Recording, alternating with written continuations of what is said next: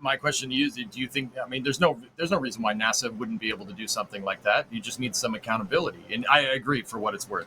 Elon running a tight ship like that is why SpaceX is successful. There's a thing in filmmaking. I always got to go back to putting my film nerd hat on.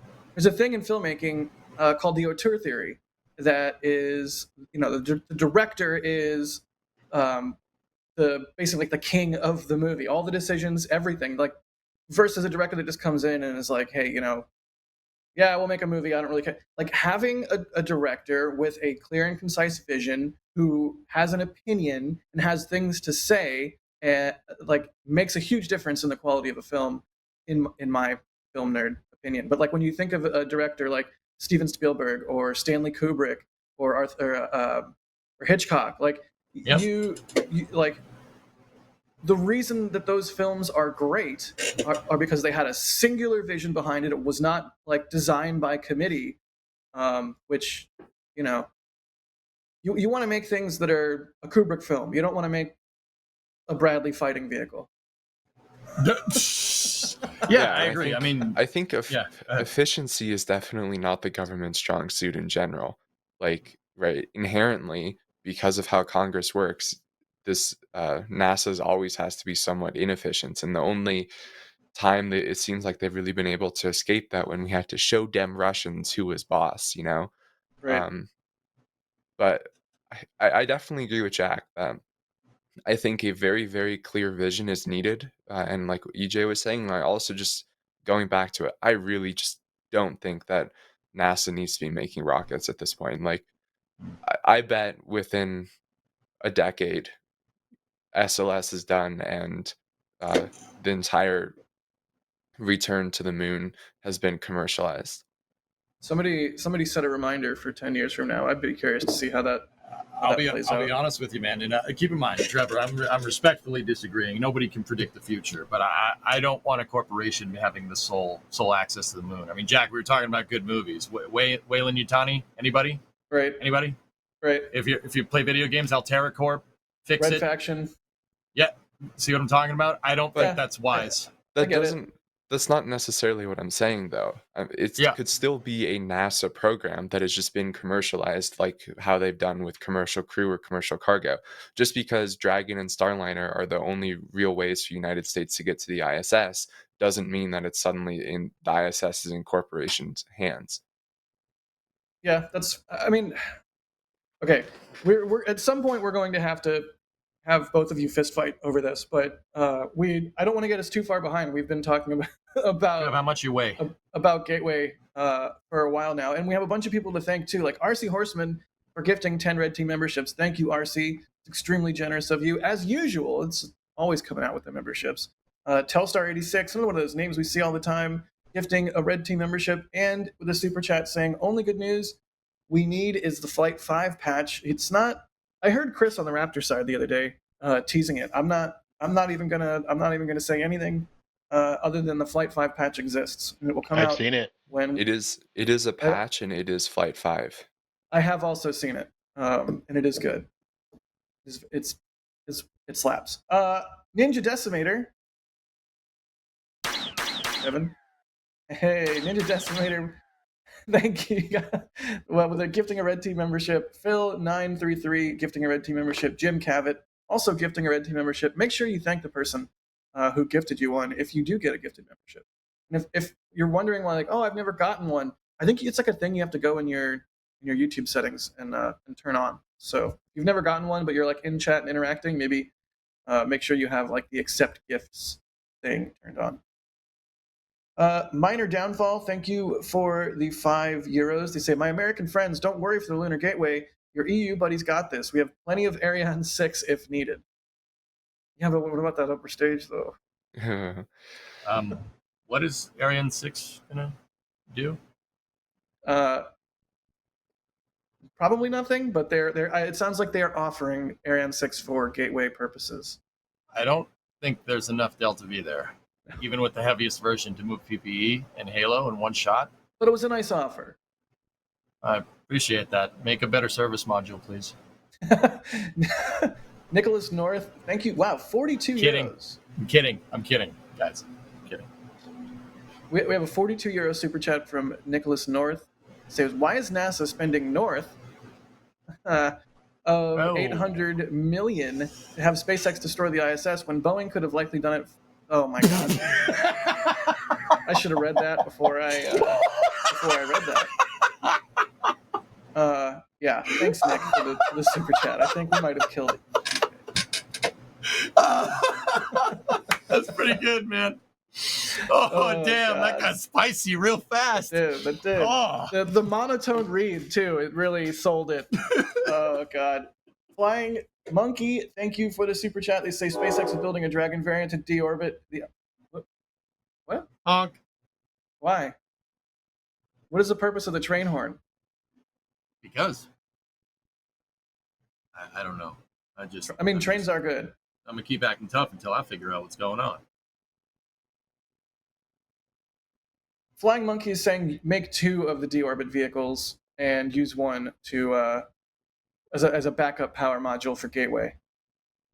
I mean, I do wonder, like it's not going to happen, but I do wonder if we'll ever see the U.S. deorbit vehicle architecture used for anything else ever, or if it's just like a bespoke one-off. So crazy space tug. Come on, who doesn't want a crazy space tug? Dude, not even a space tug, man. We figure the ISS about 420. That's the mean number. 420 tons.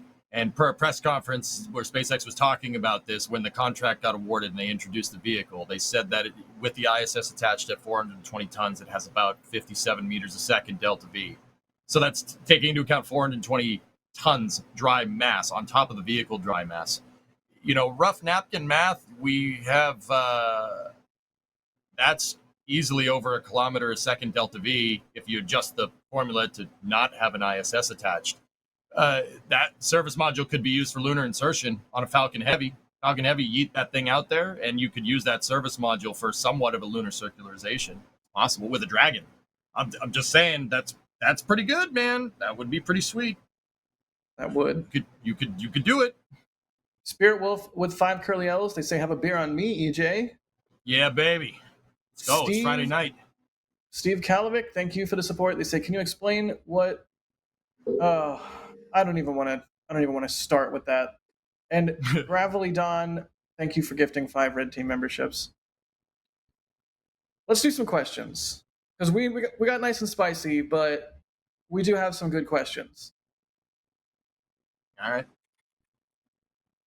Shoot. A lot of people are asking why the Artemis program is so complicated. Like Kyler is asking, what's the justification for making it so completely complicated? Orion to lunar orbit, HLS to land, comms, relo, and halo orbit. Why Gateway? Jack, pick me.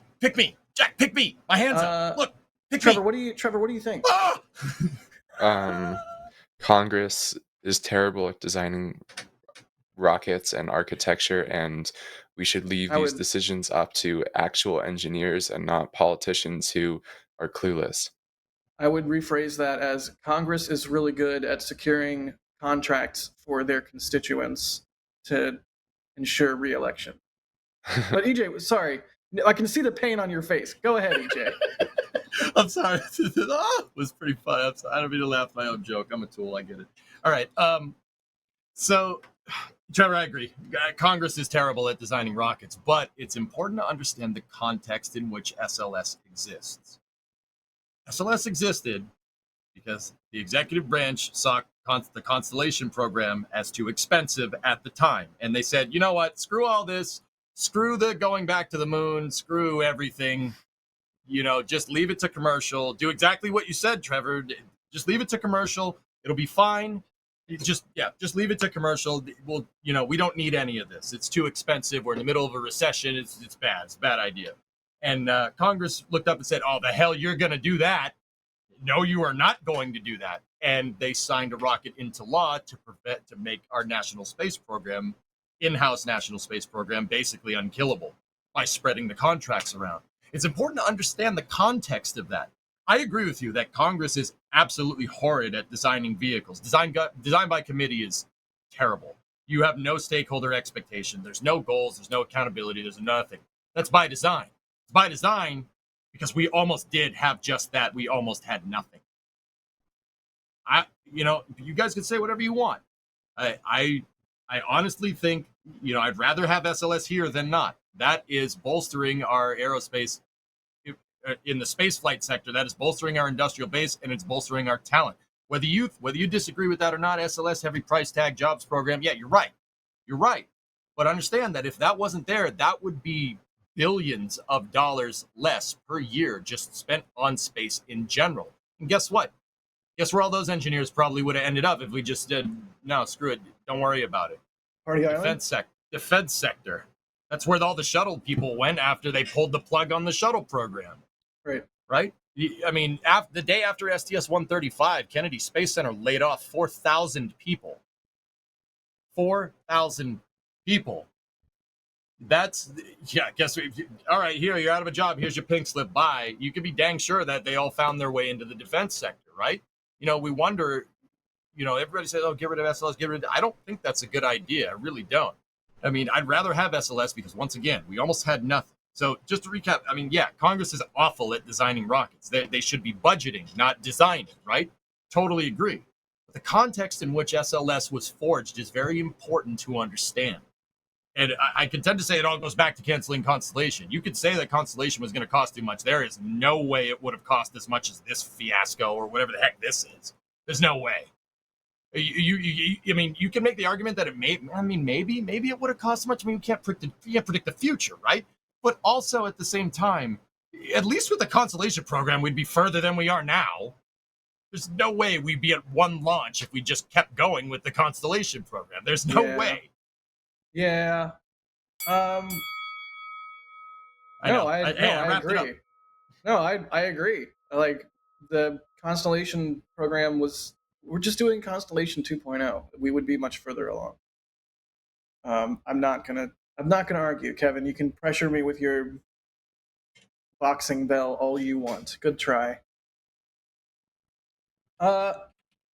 Jeremy B wants to know, could we get away from the gateway? A lot of people are asking, what's the alternative? Can't we just use Starship? That's what Jeremy wants to know. Just link two starships together. Bam, there's your lunar gateway. With way more space. But that's not really how it works, right? That's not how engineering works. It's not just Lego pieces. Although I sort of wish it was. They're using a lot of pieces. Also, yeah. Yes. It's not, but also keep in mind all of this architecture was come up with before Starship was even remotely a thing. So the capabilities that Starship has to offer were like a pipe dream at that time. So yeah, it's not really surprising that it doesn't take into account that capability. Yeah. James Meyerhoff is asking, how far are they into the construction of Gateway? Is it too late to do a major course correct? EJ, you were saying this is fixable stuff, right? Like, yeah, it's not the end of the world. It's just, it's like we're not mad. We're just disappointed. Yeah, everything is fixable. I'm sure that like I said, there's always contingent. A good systems engineering design realizes that, during development, you're going to have mass of components is going to change. There's going to be a nominal range of components. And a good, well thought out systems engineering takes this into account, that this component might end up being a little bit too heavy. So if this component is too heavy, then we'll get rid of the cup holders. You know what I mean? It's a joke. Or we'll get rid of the airbags or something. Like, pick your option on your car, all right? We'll get rid of the racing stripes. We'll get rid of the spoil. Like, there's the good contingent. Yeah, exactly. Always get rid of the undercoating. Well, I mean, I'm from the Northeast, man. That's not a good idea. Maybe where you are, you could get away with that. But anyway, a little bit of rust never hurt anything. Something Jeeps, something. Anyway, moving on. There's always contingencies, so this can be fixed. But I mean, you can't help but think at this point, like, what I just keep going back to is that there's no way that it's just going to be fix after fix after fix. After misstep after misstep, because at the end of the day, nobody knows what they're designing for. You don't know what the final design of the art, like, we don't know what all this is going to look like. We built the rocket first, and then we decided to build the lander, which is weird because usually rockets are built around the payloads that they need to launch, the shuttle, Falcon 9. Falcon 9's fairing is a very specific size for a very specific reason, and that's because of payload constraints, and the entire rocket is designed around that. You usually don't do that. Designing a payload to fit on a rocket, that works in the commercial market, but not so much when you have to push the forefront or build the first lander that we've been trying to build for 50 years to get back to the moon. Like, it always can be fixed, but I can't help but think in the back of my mind that, if we just stayed the course with Constellation, I don't think we'd be, don't get me wrong, there would be problems. Constellation kind of had this same problem, but that was mostly due to underfunding because of the recession. Constellation wasn't performing right in 2008, 2009, 2010, and that was the excuse they had for putting it on the chopping block, underperformance, because they weren't meeting deadlines because they didn't have any money to. So, we would have had to fix that mess. Everything can be fixed, but I can't help but think, like, they cancel Constellation under the guise of saving money. There's no way we're saving money right now. No way. There's no way this is less expensive. I'm sorry, there isn't. Redesigns, as you get closer, especially after flight hardware has been made, the closer you get to a finished product, the more you redesign, the more expensive it's going to be. Right now, we know there's at least some fabricated components for the PPE and the Halo. So that means they've gotten past in systems engineering what's called the critical design review. Any change further and further away from your CDR exponentially costs more money. So yes, it can be fixed. Will they fix it? Most likely. Are we going to get screwed because of it? Yeah, exactly. But it all stems back to, NASA having the rug pulled out from under it and Congress saying, nah, we're not doing that. This infighting is ruining it. You're ruining it. And that's something you don't see with SpaceX, and that's why everybody likes them. Because they don't have that problem. Everybody works together for a common goal. NASA needs to be doing this. This is not rocket science. But it kind of is. /rant over, man. Damn. Thank you. No, I wanted you to feel like you had room this week to really just unload on this. So I'm glad you did. I see chat too. Chat loves it. No apologies necessary. Intense Let's move on. Dissatisfaction with this, man. This is it. Viper getting canceled was the last straw. I'm like, right. Artemis getting moved out. Okay, yeah, I could see that. Mars sample return needing to be rethought. Yeah, okay, I could get it. Chandra getting pulled. Yeah, I understand. It's old. No, that one pisses me. I hate that one. Dude, like, I was getting to my limit, and then Viper, they're like, yeah, we're gonna cancel it, even though it's finished, and then put a block of concrete on the lander because we're still beholden to contractors to pay them. We just don't want to spend more money because it's gonna interfere with another commercial lunar payload service thing, a probe that's designed to do the exact same thing, but actually less. So yeah, we cost overlap, dude. That's pathetic. Come on, that's pathetic. What? Are you kidding me right now? That was the last straw. I'm done. I'm tired of these snakes on this damn plane. Sorry, I had to say the G-rated. You know what else is pathetic? Oh, here we go. He did it. He actually did it. Yes, awesome segue, man. He actually did it. The mad lad. Trevor, what else is pathetic? I don't know if pathetic is actually quite the right word. Actually, the one thing that is pathetic has been NASA's communication with the media about what is going on with Starliner. Right, as Jack said at the start of the show, Starliner is still docked to the ISS, and they were able to replicate. Right, they did the thruster firings of 27 of the 28 thrusters or something like that, and it seemed like they were happy with the data. But then all of the sudden, maybe they're not super happy with the data. Yeah, it's very confusing. So Eric Berger and Michael Sheets have now been reporting that several sources have informed them that they think it is more likely than not that the astronauts will be coming home on Dragon as opposed to Starliner. And all of this kind of just raises the question of, one, why are Boeing and NASA not giving us answers? Right, they've been having all of these press conferences, and they've really been avoiding the question of what contingency plans are you looking into. But then also too, let's take into account that Eric Berger, kind of has a track record with some of these big claims like this, where not always 100% true. Sometimes, information changes, it doesn't matter. So I don't want everyone to go home, all of the SpaceX fanboys to go home and be like, yeah, they're coming home on Dragon. This is such a big win for SpaceX, when this is just not a win. This is a very bad thing for the space program, for Starliner to be having this many problems. So even though I know, Starliner has kind of earned its reputation of being a meme, I think we all need to really hope that they are able to come back on Starliner, and that Starliner is able to continue in with operations.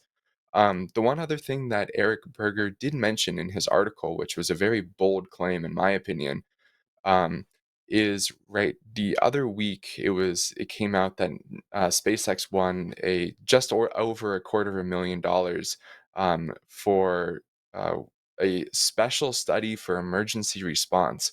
NASA was asked if this had to do with the Starliner situation, and I believe NASA denied that it had anything to do with Starliner, or if they didn't deny it, they didn't really comment on it.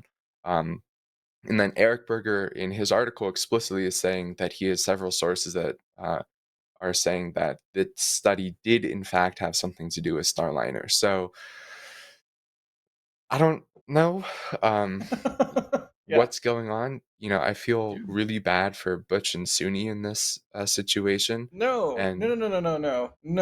Like, spend time in space. I'm pretty sure. Cool. Butch and Sunny get extra time in space. That's like the one positive in all of this. Like, if I were them, I wouldn't be feeling great being in this sort of limbo state. But I have to think that they have way more information than we in the public or the media have regarding. I mean, they better.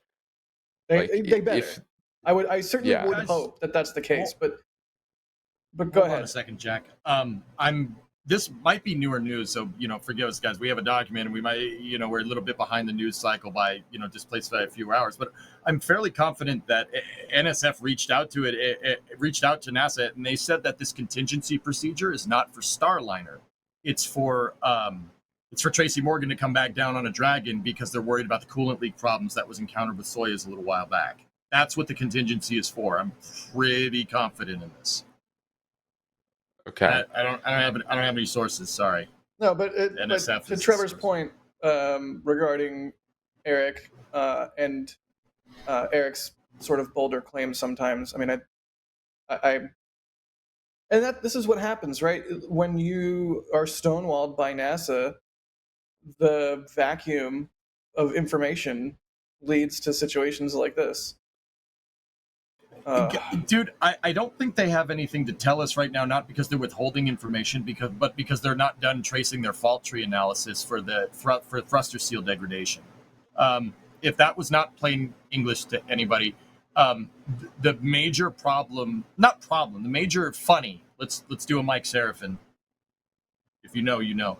The major funny that's going on here is the thruster degradation because of overheating, because Boeing's thermal model that they used for calculating how much heat they can put into these thrusters before they start having seal degradation on the injectors was off from what was actually encountered.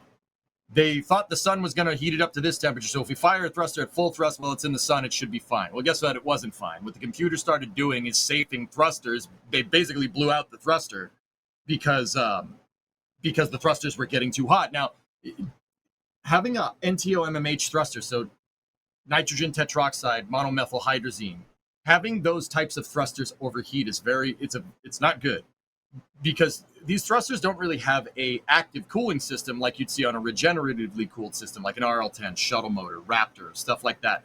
These things have to find a way to flex the heat out via a passive mechanism, right?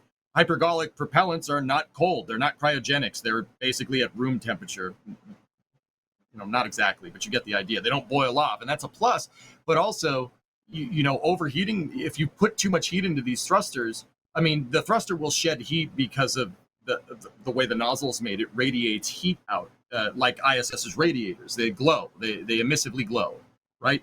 And that's how they get the heat out. But if you start putting too much heat into it, obviously you're going to get nozzle degradation, but you really have to worry about seal degradation because your NTO and MMH is getting too hot. If it gets too hot, it could boil. It could boil inside the lines. That, I don't think I need to say why that would be a bad thing.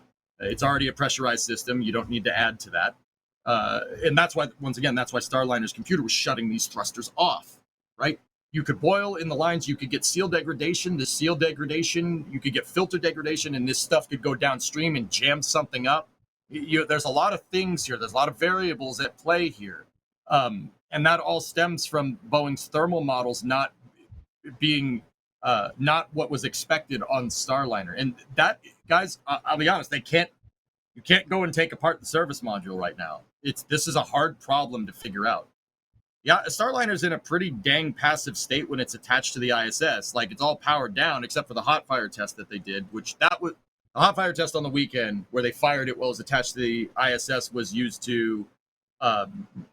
for fault tree analysis for the other funny that they're having, which is helium leaks.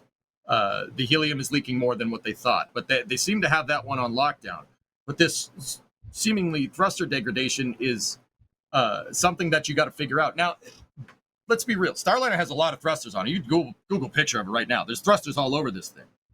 Now, they do know a lot about these thrusters. The thrusters are derived from the Space Shuttle's RCS. The OMAC engines and their smaller thrusters. They have two different types of thrusters on there, and each one is in a doghouse at different positions. There's a lot of thrusters here to compensate for this problem. But remember, this is a test flight, dudes. It's a test flight. You have to... You don't want to let this one slide. You really don't. This is not something you let slide. Letting this seemingly thruster degradation problem, not tracing this fault tree and figuring out exactly what's wrong, and just bringing them home. Not that they could do that right now, no problem. Not doing that and not doing your due diligence now is how you get deviant engineering during operational flights. This was like NASA turning a blind eye to the frigging O-rings in the early 80s. They just said, yeah, it's fine. They made it. It's good. Never bothered doing any validation, any fault tree analysis on O-ring failure. It's just, no, we got a schedule to keep going. No, no, that's bad. Not doing your homework now, I can tend to say, is more dangerous than just bringing them home and, obviously you want to bring them home in one piece, right? But not taking the time to learn and understand this behavior right now could put future missions in huge jeopardy. And look, let's be real, guys. This is where you're just going to get spicy again. There's only a finite window to do these 6 Starliner missions. Clock is ticking. You have till 2030. That's right around the corner in spaceflight. Now is the time to do your homework and get this right. Figure out exactly what's going on. And that's why I don't think we have an answer. Because NASA haven't figured it out. They haven't figured out why they're getting thruster degradation. They haven't figured out why Boeing's thermal models were not as what they expected. That's hard. That's a hard thing to do. That's a hard fault tree to figure out, especially when you have an operational mission happening right now. You can't work on a car's engine when the motor's running. You can't do that. You could. This is also one big downside of Starliner's design in general is that, right, that service module with all of those thrusters, that's going to burn up on reentry. They don't get any of the thrusters back like they do on Dragon. Bingo. So they don't have the opportunity of collecting more data afterward or taking them apart and looking at what's wrong. The only data they're going to get is the data that they're going to get from before it re-enters. So, but with all this said, I'm curious what your guys' gut feelings are. Do you guys, given that we've now heard Sheets and Berger report that there's at least a potential of them coming back on Dragon, are you feeling Starliner return or Dragon return? Oh, Starliner. Yeah. Yeah, my gut is that they come back on Starliner, and I just put a poll in chat. So I'm gonna vote Starliner. But I see the poll, 59% right now saying Dragon, 42% Starliner. It's tough. It's a tough call to make, and I know Eric and I know Michael Sheets, and they're fantastic reporters, and I definitely trust what they're saying and about what they're hearing. I believe we've heard similar. I don't know. I'm gonna go with Starliner. It kind of needs to happen on Starliner unless it's like absolutely not safe. Jack, I think it's always safe. I think they're taking the time to do the fault tree analysis. Sonny and Butch are test pilots. They understand what's involved here, and they understand what's at stake. And it's their job as test pilots to make sure, along with NASA and Boeing, that this capsule is as safe as possible. That's what you need to get flight certification. You have to figure this stuff out, and I think they know that, which is why I don't think they have a problem being up at the ISS at all.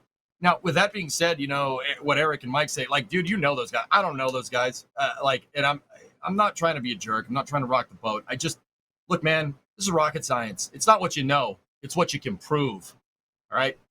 I can't, how do we know? How can we believe you? You have an anonymous source. And don't get me wrong. I understand there's tips in journalism, and journalists have to report a scoop. I get it. That's how that whole works. I'm not barking up the journalist tree. I just, you can report whatever. I just don't know if I can figure that into my analysis here, because that's a variable. It's a variable that's frankly unsolvable. How will we ever know? You're never going to know who these sources are. They're never going to give them up, right? We're not going to know who these sources are. We're not, and I get it. Eric and Mike are cool. Like I read I read all their articles, dude, because I'm a space nutcase just like they are. But, an anonymous source here, I think is rocking the boat for no reason, right? Because it's been abundantly clear, even in all of NASA's press conferences about Starliner, that the astronauts are not at risk. They are not at risk. And they're empirically proving that they're not at risk through this fault tree analysis. Like, Starliner's fine. I get it. That's like, it's a test flight. That's the whole point of a test flight, is you take the time that you need to understand the system so that you can transition to an operational footing. With that said, with any report from any journalist in any field, I always just take it's another data point, right? Like, I don't take anything as gospel. It's interesting to hear what people are hearing, and you take that as a data point. So yeah, I also think that, like, it's kind of the cool thing to be pro SpaceX, anti Boeing at this point, when you're reporting on it. So, I'm not going to make the claim that I think Berger or Sheets are super biased, and that they would, make up or present information that they're not confident in. But I definitely think it kind of creates a little bit, like, it's just sad that there's kind of this idea in the community that people want Starliner to fail. And I kind of wonder how much that has to do with it, But I'm also amazed by how close this poll is in chat right now. So what are we at? Basically 50-50. Wow. I mean, there you go. But I think, Trevor, you're really, like, you're sending it home. Like, none of us wants to see Starliner fail. None of us wants to see the crew have to return on Dragon. We need similar redundancy in our crewed access to the ISS and to space. We need Starliner to be working. I'm thankful that in the information vacuum from NASA, we at least have, a little bit of tricklings of information here and there from Eric and Sheets are hearing it. We're hearing it too. Like, it's out there. It's not an information vacuum, dude. That's what I'm saying. If you go listen to the press conference, they're pretty straightforward about what they're doing. Like, I'm not trying to be a jerk about this, dude, but I don't think there's an information vacuum. I think I'm kind of with Trevor on this one. I think that people are trying to drum up stuff because it's the trendy thing to have a story, and go against, like, oh, Boeing, they suck, right? They don't. It's the capsule is up there. It's pretty cool, and they're doing their due diligence. I'd be more worried if they said, yeah, whatever, just send them home. I'm sorry, I cannot. I am not happy with the state of Boeing. I will leave it at that. As a company as a whole, like, I can't defend where Boeing they're at. Space isn't Boeing Commercial Airplanes, homie. Those are two different companies. Yeah, but I think we see problems in both sides of the company that are not dissimilar. That's just my opinion. I want to say one thing. I think in silence, a whisper is very loud. And I think a journalist may be hearing grumblings, or they're the whispers. And I think part of the problem here is NASA is telling us what is happening, right? And Boeing is telling us what is happening, but they're only giving us as little information as possible. And in that whisper becomes so loud because and everybody's kind of hearing those whispers. I think the other big problem is NASA needs to kind of address this at some of the press conferences, right? They could come out and say if what Berger and Sheets are reporting is false, they really should come out and say this is not true. We are fully confident that Starliner is able to return safely. Said In that? the events, right? So far, they've only said this that Starliner can return in the event of an emergency or something like this. And I don't know, the communication from NASA just has not been ideal, and I think that's definitely a fair criticism of NASA. But I don't know. This is going to be a very interesting situation to see, and I think we're going to learn a lot more in the coming weeks. All right, so question time. Theoretical if the crew does return on a Dragon instead of Starliner, does the Starliner program even continue? Look, man, ain't nobody gonna convince me that right now for a bolstering commercial low Earth orbit economy, consolidation is a good idea. That's stupid. Straight up. No, it will not spell the end of Starliner. I don't think that's a good idea. We're not. What was I saying about infighting, guys? I mean, Trevor, you pointed out you see this infighting between people that want both capsules that understand redundant dissimilarity, like what Jack was saying earlier, and you get these other people that say, "Oh, it should just be Dragon all the time." Putting all your eggs in one basket didn't work in 1986, and it's not going to work now. That's not a good idea. I'm sorry, it's just not. And don't get me wrong, it probably will be fine. The O-rings will probably be fine. The spray on foam insulation, permeation, crack permeation because of tanking and detanking the external tank, and foam has come off other external tanks before. It'll probably be fine. That's right. No. That's bush league, dude. No way. We need to bolster that. We should be championing these programs. Now, don't get me wrong. I'm not trying to turn a blind eye to Boeing. They need to get that stuff figured out. And frankly, from what I understand, they had these problems on OFT2 as well. So what the heck, guys? Like, I'm not trying to sit here to run cover for Boeing. Fix your damn capsule. This is ridiculous. The way they do their testing, the waterfall style testing that Boeing does, the final test flight should be like a final exam for school. I.e., you don't want to learn anything from your final test, but yet here we are. Right. Guys, don't get confused. I'm not trying to run cover for Boeing, but I do believe that we need dissimilar architecture in our commercial low Earth orbit economy. You don't want to try to open up a new avenue for economic gain here and stifle it before it's even grown. You don't try to pull a tomato before it's not ripe. It's ridiculous. Nice callback, because you're growing tomatoes. Yeah, baby. I appreciate that. Oh man, I mean. Yeah. Really quickly, Mighty Don, thank you for the 5 Red Team membership gift. And Musical Wolves, thank you for the super chat. They say, is Starliner causing next crew launch to delay? No, I don't think so. No, they talked actually in the press conference that was just being shown there. They did talk about schedule flux. They're going to use as much allotted time for Starliner here while they have some downtime for ISS operations to and from. Obviously, we got Cygnus coming soon, but that's not really going to take up a docking port. Cygnus uses a common berthing mechanism.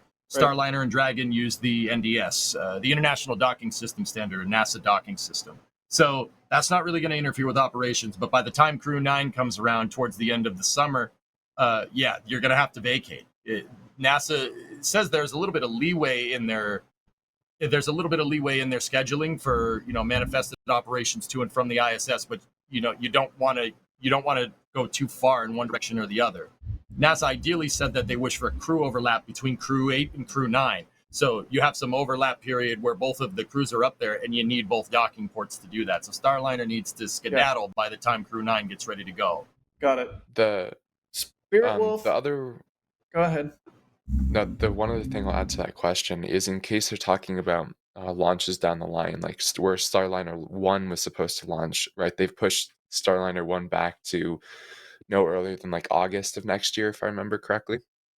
Um, and so what they're basically doing is right now is they're double booking Starliner and Dragon so that they make sure that Dragon is ready if Starliner is not available, so that Dragon can keep sending crew to the ISS while Starliner works on whatever problems they'll need to address following this test flight. Got it.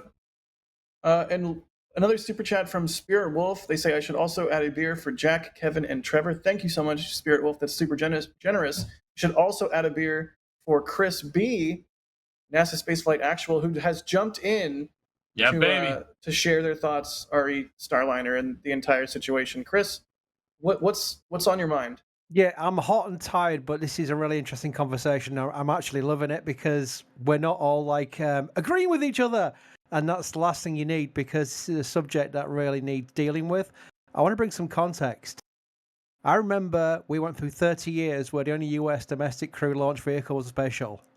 And when we lost Columbia, it was Soyuz that was transporting American astronauts up and down. And as after Perth shuttle, it was Soyuz that was transporting US astronauts up and down. And they said that when we get a commercial cruise provider, we will have to have, as EJ said, dissimilar redundancy. And it was actually 3 good options in the end. Dream Chaser was pretty much stolen out of the competition, unfairly, in my opinion, and to the point that I can bag that up because they actually protested it legally, protested it against NASA for missing out on what was CC Dev to CC Cap. That was the award process.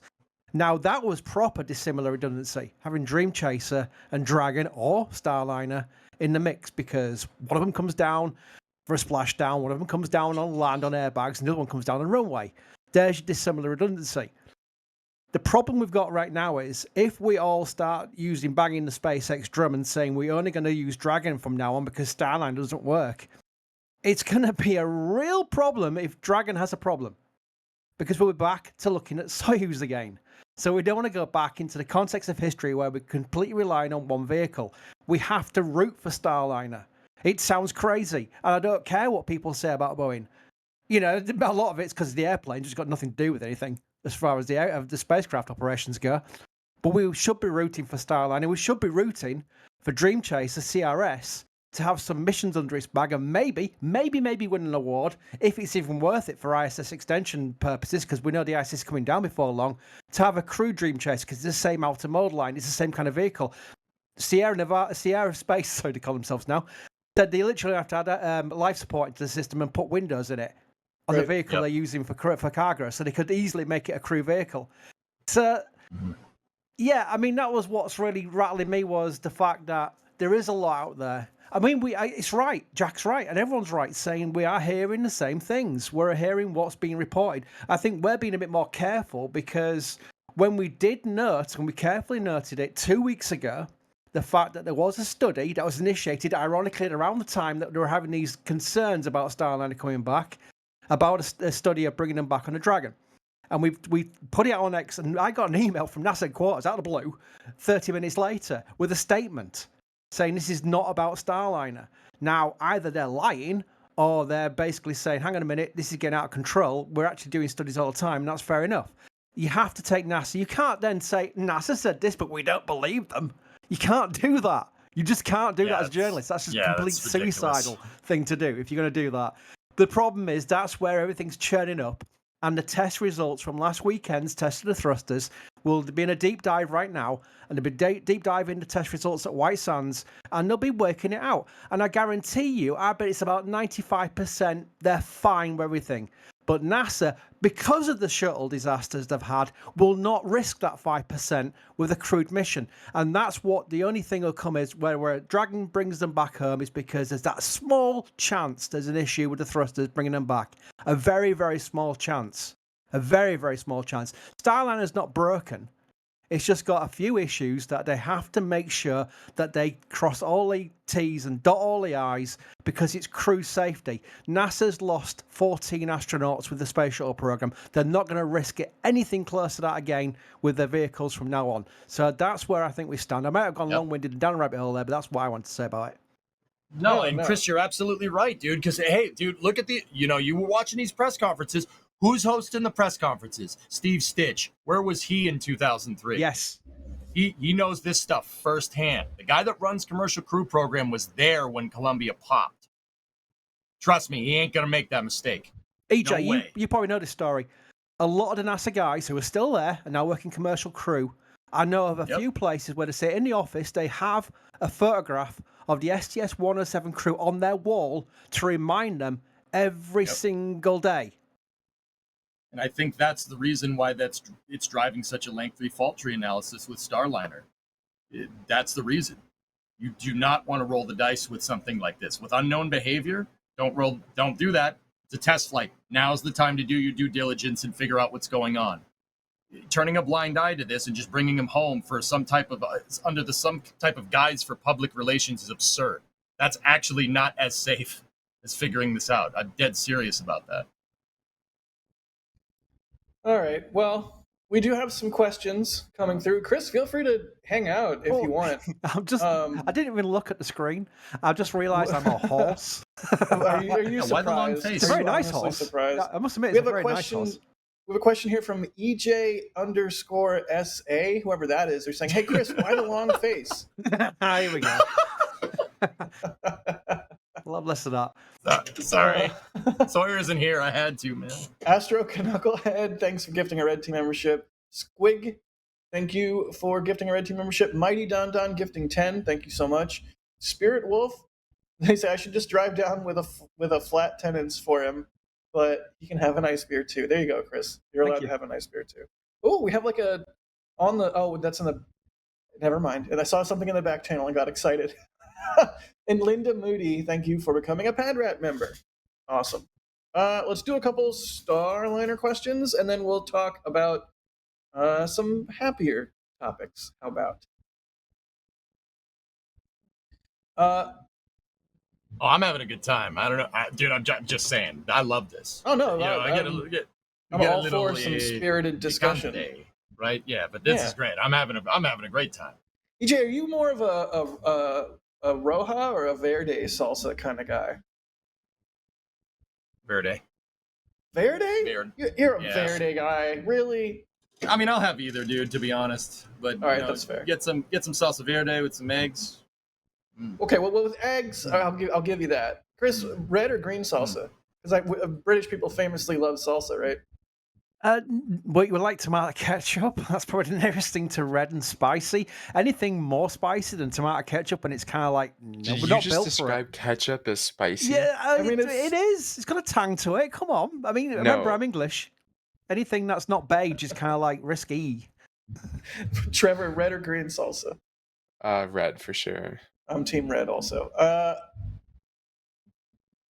Here's one from Ptolemy 332, asking, should Butch and Sonny return on a Dragon? How will the suits work? Are the SpaceX IVA suits required for Dragon flight due to systems integration, or are Boeing suits fine? I think it's common. I think they have a common connection for ECLS and whatnot. I'm not sure about comms, but I think they do have a common Say that one more time. How should Butch and Sonny return on Dragon? How will suits work? Are the SpaceX IVA suits required for Dragon flight due to systems integration, or are Boeing suits fine? Like, if they do return on a Dragon, hypothetically, can they wear the suits that they wore up on Boeing on the Starliner, or do they have to switch suits? Let me just put it to you like this way. I'm going to put it to you like this. That's probably the least of your worries. Trying to do a manifested crew change like that. Yeah. Where are you getting the seats from, by the way? Their spacesuits will probably jive well. And knowing NASA, they have some sort of standardization in fittings. If I had to guess, there's probably some standardization. There's standardization on the docking ports. Let's see why not, right? Let's just go off the contingent that where are you getting the seats? Dragon only has 4 seats in it. So what are we going to do here? Are we going to just leave 2 people on the ISS so Butch and Sonny can come home? Now you're creating a feedback loop of overlapping like a ripple effect. Crew manifests. That won't screw anything up, right? All right, let's Well, hey, Kyler, I'm having a conversation with a viewer in the NSF chat. Kyler's saying like, well, could they return Starliner with no people on it? Well, yeah, I mean, yeah, of course you could, but you got to remember that you guys got to go back to understand what this fault tree analysis means. They could always come home, but Trevor pointed out a little bit earlier. It's going to be a little bit more difficult to try and trace this fault tree when you don't have the service module. The service module that's malfunctioning doesn't exist because it re-entered. They're not up there because they're stranded. Get that idea out of your mind, right? That's not what's going on here. Fault tree analysis like this delays missions all the time. It happened with DM2 when Bob and Doug were up there. They delayed. I mean, it was for another reason, but this stuff happens. I mean, Okay, I I'll don't be think honest that's with you a guys. fair comparison. The DM2 mission was extended because they wanted additional time on station, just because they wanted to wait for the Crew 1 capsule to be ready. Yeah. They wanted the additional work on the ISS, not because Dragon was having any substantial problem or they had needed more time to collect data or not. Yeah. I definitely think that's a false equivalence. Yeah, okay. You could, I'll give that one to you. That's fine. I mean, but dude, there have been test flights where the schedule has been in flux. I mean, and the ISS always has some leeway in schedules too, right? I mean, DM2 notwithstanding, guys, they have time till Crew 9. So what's the rush? Figure this problem out. They could always come home.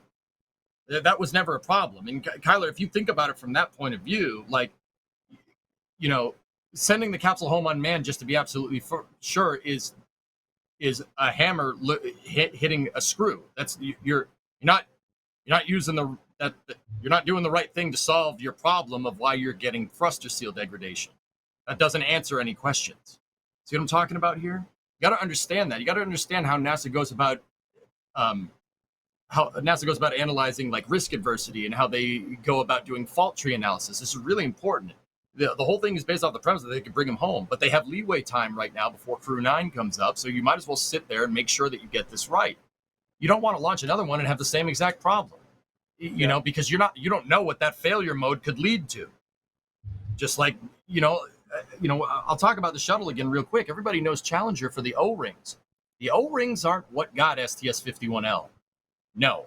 If you read the Challenger the Rogers Commission, the Challenger accident report, that's not what got Challenger. It's not that the O-rings blew up the stack. And unfortunately, we lost 7 souls, which just, I mean, that sucks, right? It's a catastrophic misstep in spaceflight, right? But that's not what happened. What happened is Challenger launched with 2 launch constraint violations on January 28th. It was too cold for the O-rings, and they did fail, which was known. They knew that was going to happen. But what they didn't realize is that there was also a vertical wind shear. The upper level winds were too high. And what got Challenger and what kind of screwed the space shuttle program back then was not that they knew the O-rings could fail, but they didn't know what could come from that failure mode. You didn't do any analysis on vertical wind shear on a failed O-ring segment, in a cold condition. The wind is what got it. Not a lot of people O-ring. don't know that it sealed. It burned through and then sealed, and then it got hit by wind shear, and that's what I say this a lot. Unfortunately, both shuttle accidents, arguably, you could say they were the ultimate cause or initiating event was wind shear. Same with Columbia as well. Ultimately, it was a management failure. It was go fever. They should never have launched in those conditions. It was the coldest Florida morning ever for a launch, and they knew the risk of the O-rings, but it should have blown up on a pad. It should have blown up at ignition. And the debris of the O-ring plugged, and then the wind shear got it. It was just unbelievably bad scenario. But wasn't the launch fever on that mission especially bad because there was like a presidential State of the Union or something? Yeah. Yep. Reagan wanted to say there's a teacher in space. Yep. Yeah, this is just why politics is just so dumb and has no place in spaceflight for stuff like that. Agreed. Trevor, what's your opinion on the Apollo program then, boys? What was that? Bros, we got more topics here. This is great. This is a good conversation. Let's keep it going. Oh my God. You have to bring politics into it because that's how you get funding. Yeah. But it's also the poison that you give yourself and hope that you're building up your immunity to iocane powder. Inconceivable. They're conjoined at the hip, dude. They're conjoined at the hip. I mean, man. Challenger Like, is just like the clearest example of why we and definitely need to limit political influence. But anyway, we should move on to We should more move exciting on topics. because we have more topics. I'll take this next one. The Nancy Grace Roman telescope is due. No, it's on time and it's on budget. Look, we have a happy, yay, we have a happy news item this week. Nancy Grace Roman is a next generation telescope. It's like a wide field Hubble. It's got a almost 8-foot primary mirror, and it is on budget and on schedule and is slated to launch in May 2027 on a Falcon Heavy. Yay! Yay! All right, I have no all complaints right, here. let's I talk don't know about anything about telescopes, but yay! my bit was going to be yay. All right, now let's talk about Starship. Because I mean, like, what? Does anybody have anything else on Roman that they want to hit? I'm super excited for it. More telescopes, more better. Let's frickin' go! And it's super nice that there is a thing that NASA can do that is on budget and on time. Hooray! This is like what Trevor was talking about earlier with, this is NASA's bread and butter these days. This is the sort of thing that NASA is really like demonstrating its value to the American public and to the world with the science that they can do. All right, Yeah. I'm going to be a jerk. It's easy to have something on time and ahead of schedule when the DoD gives you the damn satellite. I mean, yeah, this was one of the 2 telescopes that the NRO was like, hey, we have 2 telescopes, NASA, you want them? Is this one of those from that whole Yes. deal? Yeah, exactly. And they gave them to him, and for the longest time, there wasn't any funding to get Roman off the ground. One of the smartest things that the previous NASA administrator, Jim Bridenstine, did was put a name on this satellite, because it sounds worse when you cancel a satellite that's named after a person. Yeah. That was really smart. That was a really good move by him to get this thing, get this project going, giving that satellite a name, giving it a name. That's what arguably, I mean, that and the DoD giving them the damn satellite. That's one of I the miss reasons Jimmy why this D. mission. Yeah, me too, man.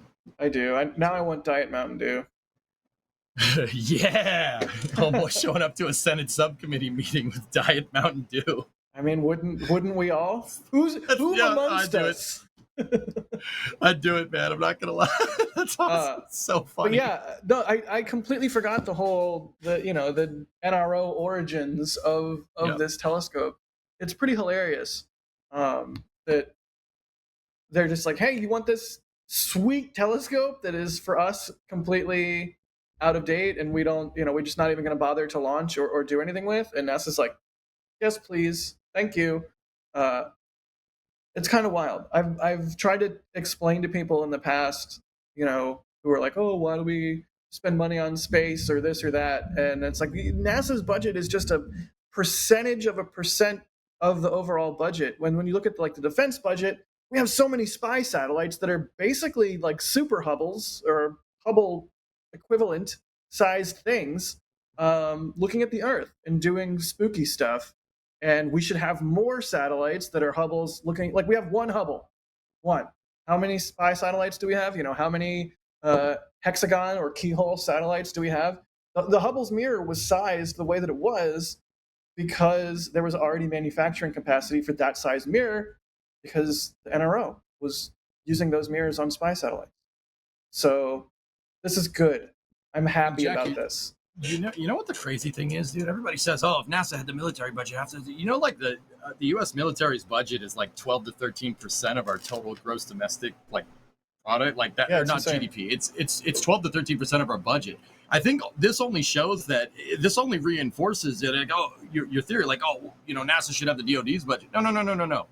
Look what the DoD. Like, how much of that 12% is going to spy satellites, right? I mean, you could argue a certain margin, but it's not the entire 12%. I think this reinforces your argument that, dude, at the end of the day, space flight is not that expensive, at least for the U.S. government. It's not expensive for Uncle Sam. I mean, let's say out of that 12%, a percentage of it goes to DoD making spy satellites. They just have, and they just say, oh, look at all these spy satellites I have. Geez, oh, here, you want one? Like, that could show you right there. I mean, not the part that they just have extras, but that could show you right there just what a small bump in NASA funding could do. It's It's ridiculous. Didn't I hear, EJ? I don't know if this is correct or not. Someone told me, it was probably a while ago as well, so I don't know if it still applies, but NASA, the cost of NASA to the US taxpayer is it's half a cent. It's half a cent in your tax dollars 0.45. for all of NASA. For every tax dollar that you pay, 0.45, so like a half a penny, less than half a penny goes to NASA. Yeah, and I'm definitely, I'm not saying. Go ahead.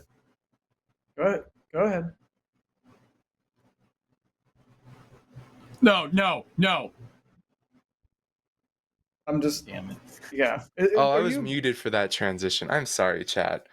Do you want to try it again? We can rewind it. We can rewind it. Sure, You can let's try go it again. back. I was gonna say, speaking of people being crabby, crabs at Starbase. I don't know. Why did we give you transition duty? Can we not? Can we? Like, I think we. It I think seemed we entertaining. I think we need to revoke your your transition duties. Anyway, yeah, that was Roman. Let's talk about Starship. Crabs are invading Starbase. Crabs are everywhere. They're in the trees. They're in the bays. They're literally everywhere. You cannot escape the crabs. I'm so glad I'm not down there. Crabs are just nasty things. No, they're actually surprisingly docile. So I have like a dry erase marker that I carry around with me for reasons, and I was like trying to get the crab, a crab of the many thousands, to like hold the dry erase marker, so I could take a picture and be like, haha, he's right. He thinks he's people. The crab would not pinch. I could not get the crab claw to pinch on the dry erase marker. It just was like, nah, dude, leave me alone. And then I tried for like 5 seconds and was like, okay, I feel bad. I will leave you alone, crab. So yeah, they're pretty docile, Trevor. Like they'll leave you alone. You can see they flee from the dog. They flee from people in cars. Like the only reason they were still moving right then in this video is because I was not. It's like they forgot I was there. It's fine. Nope, they're horrible. You're so mean. They're cute little crabby guys. Come on. What do you think about lobsters, Trevor? Disgusting. How do people look at those things and be like, I want to eat that? I don't know, dude. I'm not. Those are selfish people. Sorry, I'm doing my sorry impression. That was fun. Wow. Anything Chris. that lives in water is just disgusting. That's my hot take. Well, this is just Trevor's L's. This is the segment of the show where Trevor just showcases his various L takes. Let's really talk about what's going on in Starbase. I mean, yes, there are crabs, but Ryan, does Ryan exist? Hi, hello. How's it going? Hi, Ryan. Hi. Give us the old Starbase rundown. I feel so weird asking you this because I'm here. You're the one that's there. Yeah, right. Here, let me tell you about where you are. Yeah. No, go for it. I'm all ears. Okay, so yeah, Ship 30's at Sanchez for whatever reason. I guess SpaceX just isn't done with Mega Bay 2 yet because I mean at this point I just don't know why they Seems like they're doing a whole bunch of heat shield work on it. Just like lifts up on it constantly, multiple lifts. That's not Ship 30, Kevin. That's 14.1. Well, the picture that's Ryan that I have up there. Yeah, that's 30. But it's me, but whatever. Anyways, at this point, SpaceX has actually added more tiles to the bottom of the forward flaps and some more gap filler material. So they are still doing more work to it. Yeah, and there's been so much work on the chopsticks. It's kind of interesting. There is all the actuator replacements. Yeah, all the landing rail actuator replacements, the actuator itself. The one that wasn't replaced, it looks like they're upgrading. So maybe, possibly, some more slap testing. Maybe one of those full-on where both arms close in and go up. I mean, I hope they do a road closure again because I want to stream that again. That was a whole lot of fun. When they did the slap testing, I was traveling. I think that was when I was in New Zealand. Do we know if the test tank was pressurized when they did that? Yeah, they had it hooked up to a press line. So they had it pressurized when they were clapping it. My guess is they had it pressurized to what like a booster would be when it's coming back, when it's getting caught. So Makes sense. I hope they do like a road closure and stuff for that again. It'll be really cool to do that. Maybe they do both arms at once and in one full motion where they bring both in, slap the tank, and then bring the arms up and compress the rails. That'd be This is an awesome That'd be- shot, Jack. oh yeah, this is amazing. Thanks. I set 2 separate cameras in case one got it better than the other, and it turns out one did get it better than the other. Narrator. I've been dreaming of that shot since we saw this stand. I love the new stand. It's Yeah, incredible. Isn't it called a crop stand? that's what I'm It's a calling head it now. Given that its return to the launch site has also seen like tsunamis of crabs. It's as far as I'm concerned, it's the crab stand. But yeah, I mean, 30's back at the production site. They're working on the heat shield. Booster 12 has gotten its hot stage ring. They're working on Booster 15. Keep stacking that. They've stacked the 6th module. Yeah, there's a lot Or of sorry, they stacked the 5th module. The 6th Yeah. is waiting to be stacked. they're hooking but- up to it now. But the big ticket item this week is the tiered environmental assessment. This is where SpaceX is requesting to bump the number of launches they can do a year from what, 5 to 25? Is that what's going on? So they can do 10 launches and 5 landings right now. They want to bump it up to 25 launches of Starship and Super Heavy and 50 landings. So 25 Starships, 25 boosters, basically. So they want to be able to bring everything back. That also includes a single nighttime launch for a year, which is kind of depressing, only a single one. But Hey! I've been take it. saying this whole time that as a photographer, I cannot wait for the first nighttime Starship launch. And yes, I saw a lot of people were bummed that this is requesting only 1 per year. I don't care. One is more than none, baby. Like, let's go. Let's go. It's gonna go right into fog and clouds, right? Stop it, Trevor. Why are you the way you are? I'm just preparing everyone for disappointment. Anyways, Ryan, what else is going on in this EA? So in this EA, a lot of it was basically rumored or like talked about information that's now more or less confirmed.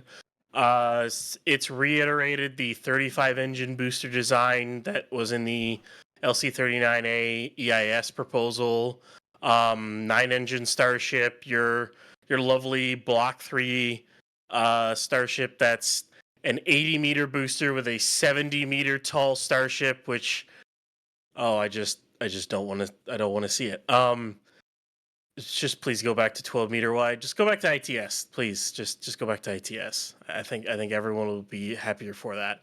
And then of course your ridiculous thrust numbers, which make Starship. That's just kind of ridiculous.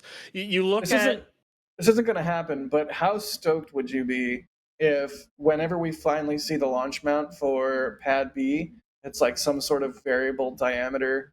It's like, oh yeah, it can clamp onto a 9 meter booster, it can clamp onto a 12 meter booster. Who cares? Here's the problem with that is the base they built, the Star Factory they built, all the tooling they built, everything is 9 meters. They'd have to Which is why change I it said all. it's not going to happen. But how stoked would you be if you did? Oh, it'd be really cool. A variable sized launch mount. I mean, can you imagine the engineering required to do that for the most powerful rocket in history? No, and you can't make me. Here I am over here, fellas, just kind of hoping that the second pad will have a flame trench. That's what it's looking like. Yeah, that'd be pretty sweet. Ryan, did you see the part? Sorry, I don't mean to interject. Ryan, did you see the part where they talk about Starship safing procedures post landing? Did you see that part? Have you seen? Yeah, Have you heard about it? the landing of the Starship and then breaking it over horizontal. The breakover procedure. Yeah, dude. I was like, what's that okay. about? Dude, tell them about it, please, for me. They've been talking about landing stuff on drone ships. Like they've had it in the new EIS proposal. They've had it in this tiered environmental assessment. They had it in the original EISs and everything else. They've always talked about landing Starship or Super Heavy on a drone ship. They've always talked about it. But it's always been one of those, well, how? Well, landing legs? Well, as of right now, Starship isn't going to have landing legs. At least not current variants. I mean, when you go to Mars and the Moon, you kind of need them. I mean, No, you don't. Come no, on. okay. Come on. But Come on. my question is how is this breakover? How would this breakover fixture work? So you land it, and then what? Does this massive fixture roll out like an octograbber, hook up to the bottom of a ship, and then tip it over? Well, dude, this is the only really reference of a breakover for a rocket this big that I can think of. Blue Origin has one of those things. Speaking of and- which, on Yeah. our fleet cam Yeah. on Space Coast Live. I mean, that is shameless plug. for an 8. I mean, because it's hooking up to the engine section, which I'm pretty sure the engine section is 8 meters.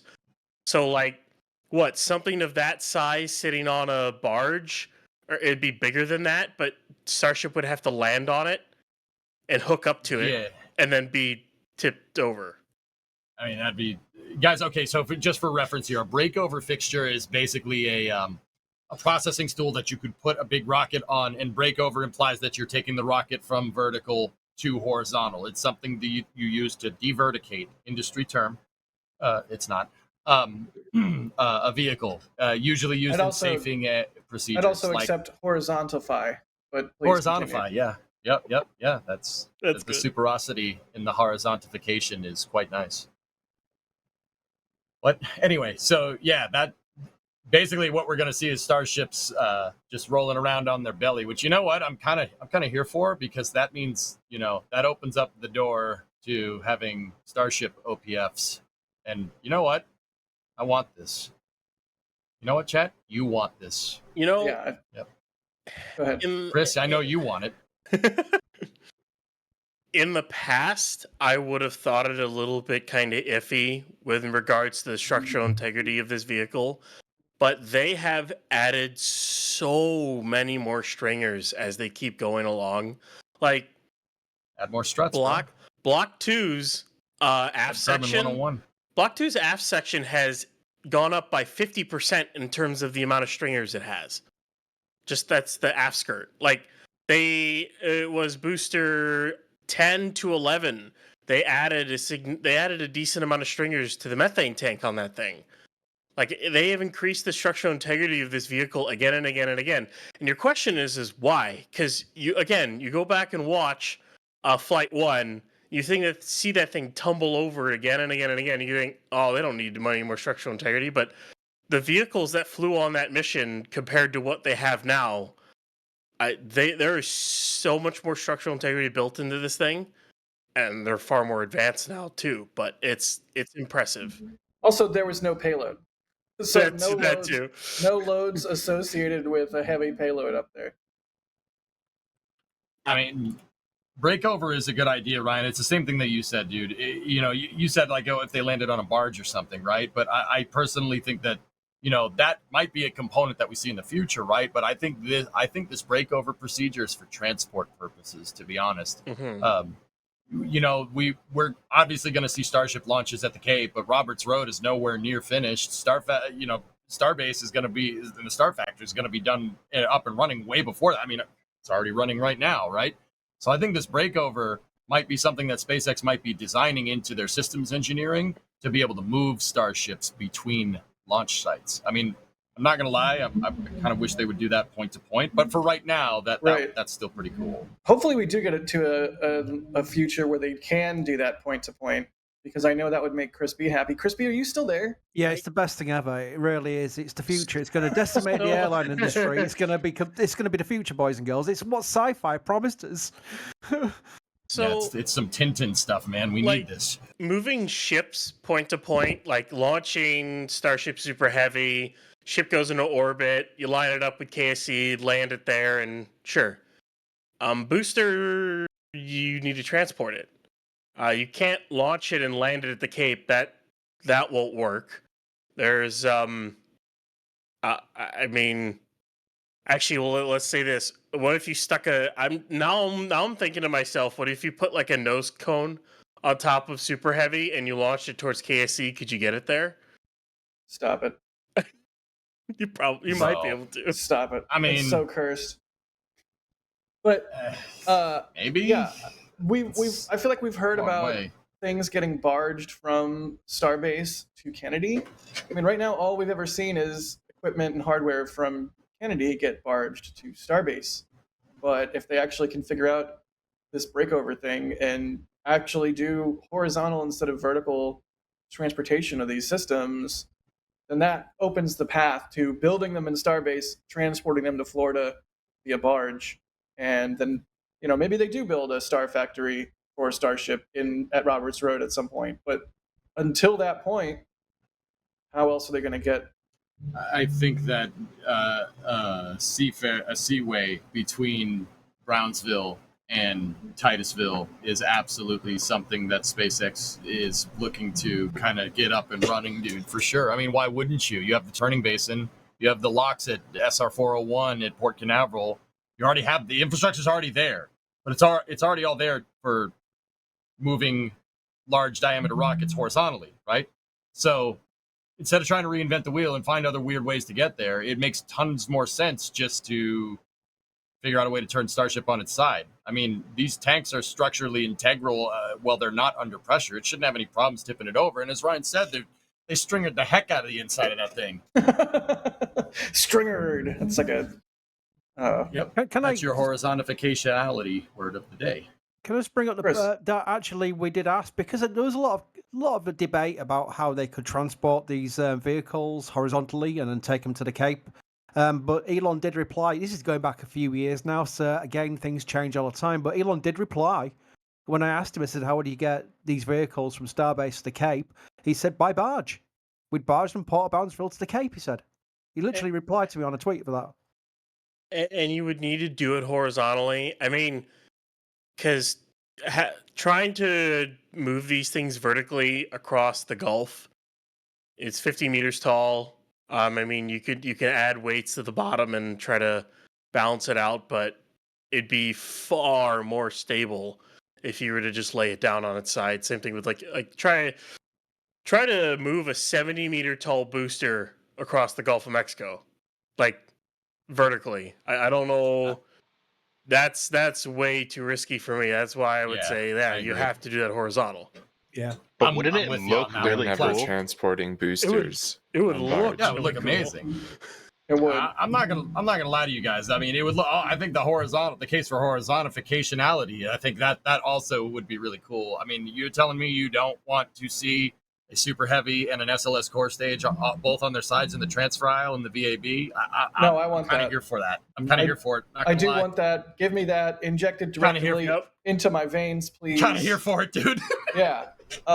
And I've been calling Starship in particular like a demented chrome space penguin or whale for a long time now. It was a couple years. A horizontal one would just solidify its weird cyberpunk whaleness. So I'm here for it. I'm here for it. I'm also Yep, here me for too. our members, Apocalypse MBs. Cow. Apocalypse Cow, that's Danger Moo. Chris, I'm stealing your line. Fine. It's worth it. Gifting 10 Red Team memberships. Thank you, Apocalypse Cow. Flawed Perspective with a super chat. They say, fun to buy Trevor lobster butter. Yes, absolutely. Needs to happen. Butter? What on earth is that? Butter made from lobster fat? Sure, why not? oil? It's probably It's just good, man. It's probably Can't just, hate it if you haven't tried it, Trevor. And I know you haven't tried seafood. I can tell just There by you the way go. you talk. There you go. He's got you there. Telstar86, they say people need to stop being so shellfish. Hey. And and Astro Knucklehead, thank you for gifting a Red Team membership. That was a week, you guys. That was certainly an entire week of show that we just did. Thank you to our launch directors and Wait, it's over? our Really? flight engineers. I mean, do you want me to not? You can keep going. Oh no, You no, need I'm good. food. You can. Yeah, I'm hungry. Yeah. But not Yeah. seafood. But yeah, thank you to our launch directors and flight engineers. We say this all the time, and we say it because it's true, and we mean it.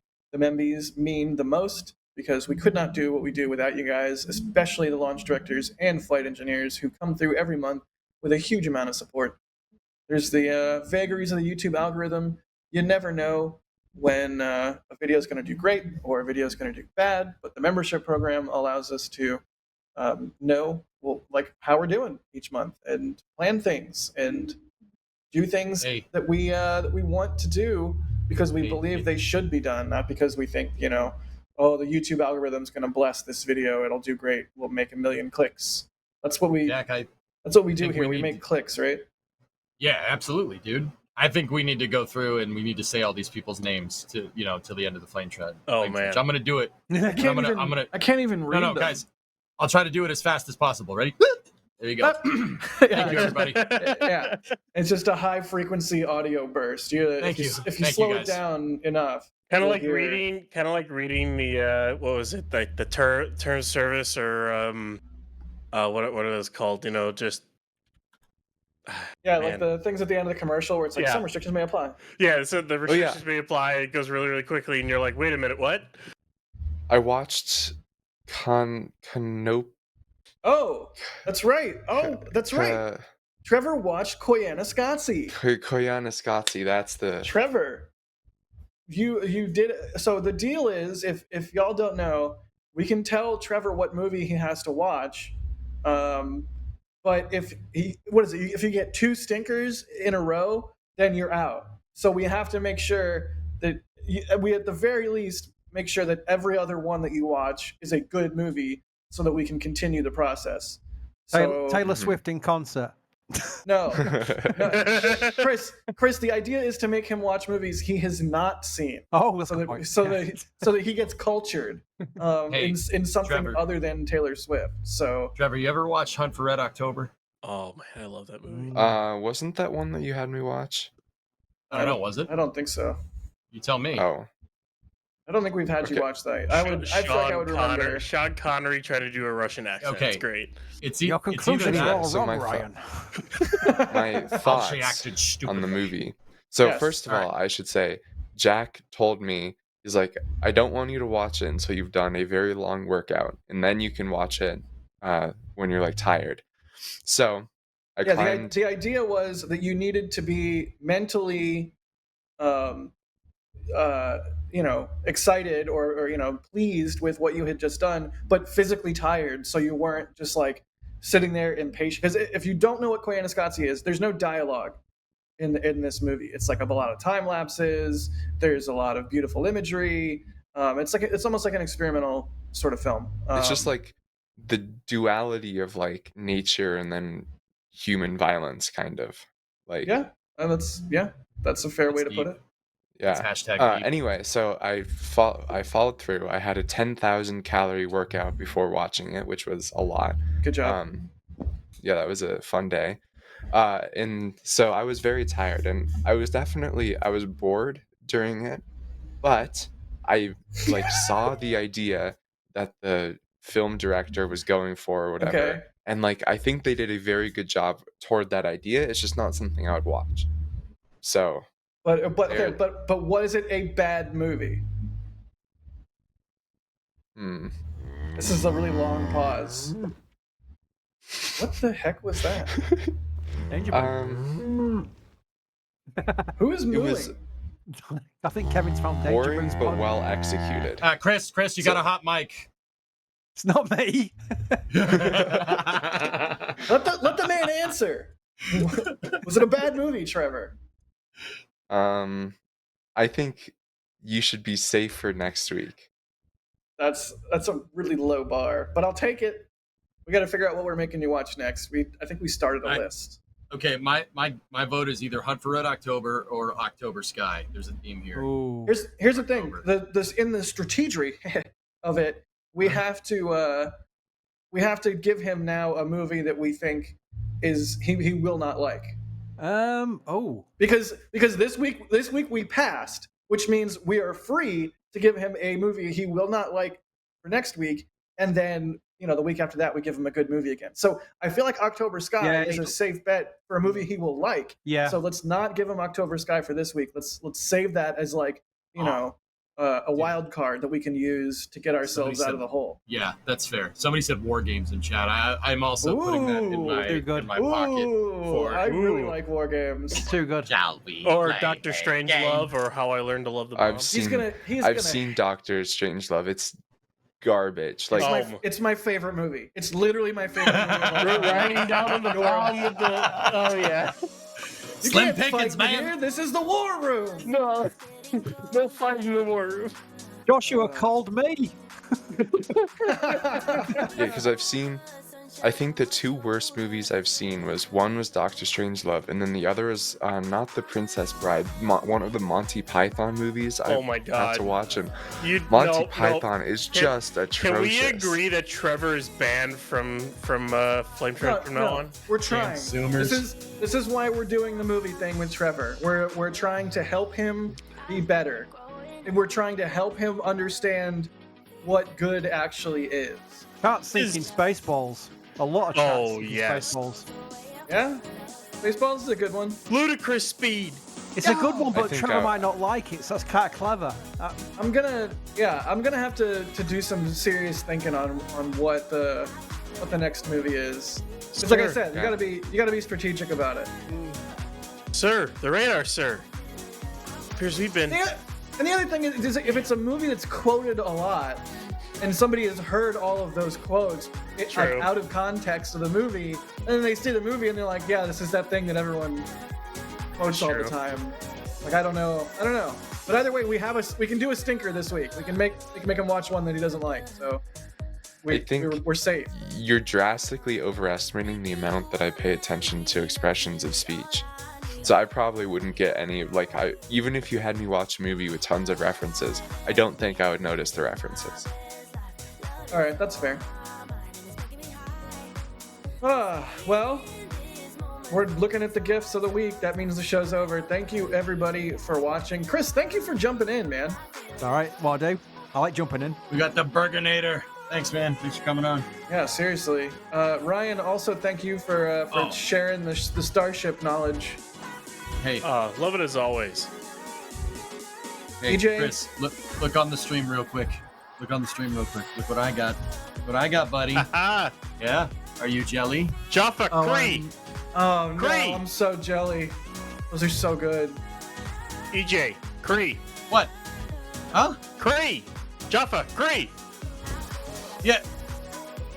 What's that? I gotta go. Can we just appreciate just how bad this music is? It's pretty bad. It really is. Bad. Can we get some Taylor music instead? We would get Copyright strike straight away. Yeah, we get copyright strike. Yeah, but what if we should buy a license for like Fortnite? Yeah. She's rich enough as it is, Trevor. Thank you, Kevin, also for jumping in and for producing and running the whole stream. I think my neighbors next door are having a literal concert, so I am going to mute myself and stop talking. Hopefully you all can't hear that. Holy cow. But thanks for watching The Flame Trench. We'll see you guys on the next one. And here we go.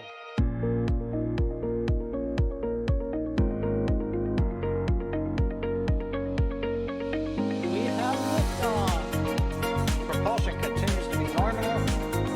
R68 chamber pressure looks good. Following up. Roger, roll, Atlantic. Water towers fly! Tango down to nominal. Fighting downside SPD off. Bring in SPD off. It's orange! Orange 25! Oh my god! Oh my god! Decollage. Look at this! Put that in the big bag, Eagle. 343 unfolds to go. Indeed. We rise together, back to the moon and beyond. This methane will be igniting in the flare, correct? Yikes. You read?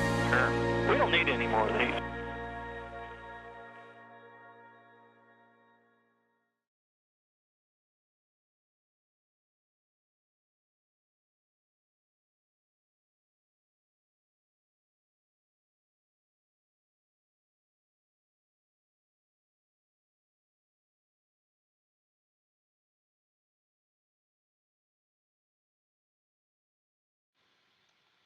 Clear.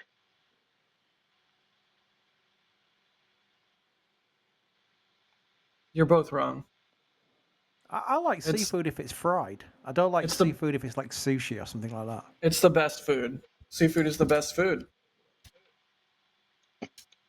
Fried know what I fish like? is lovely. What do you like? I like seeing food. I like tacos. Ah, you're on that seafood diet, huh? Seafood diet, yeah. Trevor's And, doing to be a fair, guys- proposal for a Taylor Swift license. Oh my god. Just waiting for DOS to just turn that down in an instant. Yep. Iceblade is asking what kind of bribe is required to get Trevor's info card changed to King of Bad Takes. Is it actually that much for All Too Well? I actually very don't know how small much one. it is for a Taylor license. A very small bribe. Why you got Trevor? Can't you just DM her? You're like pals with her. You could DM her, say, Taylor, is it alright if we use one of your songs on one of our like shows? It's amusing Sugar? Yeah, because sure, Trevor. Thanks for asking. Over in Twitch. for a long time we would joke Chat. about. Yeah, Bandit. I don't know. VMix isn't jiving well with my camera. I'm not exactly sure what's going on. It forced 720p at 30, and it pissed me off. But whatever. Sorry about that, guys. Couldn't figure it out. It happens. You weren't- Bandicam Live. Try that. It's much better. You weren't that potatoey. Oh, dude, come on. Compared to you guys, I look like I'm 480p. It's ridiculous. I was a 4K horse. You were. were a 4K horse.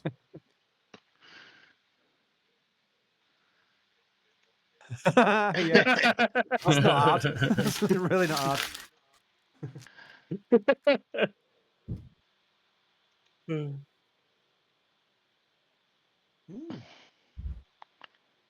That sounds spicy. What are you gonna get?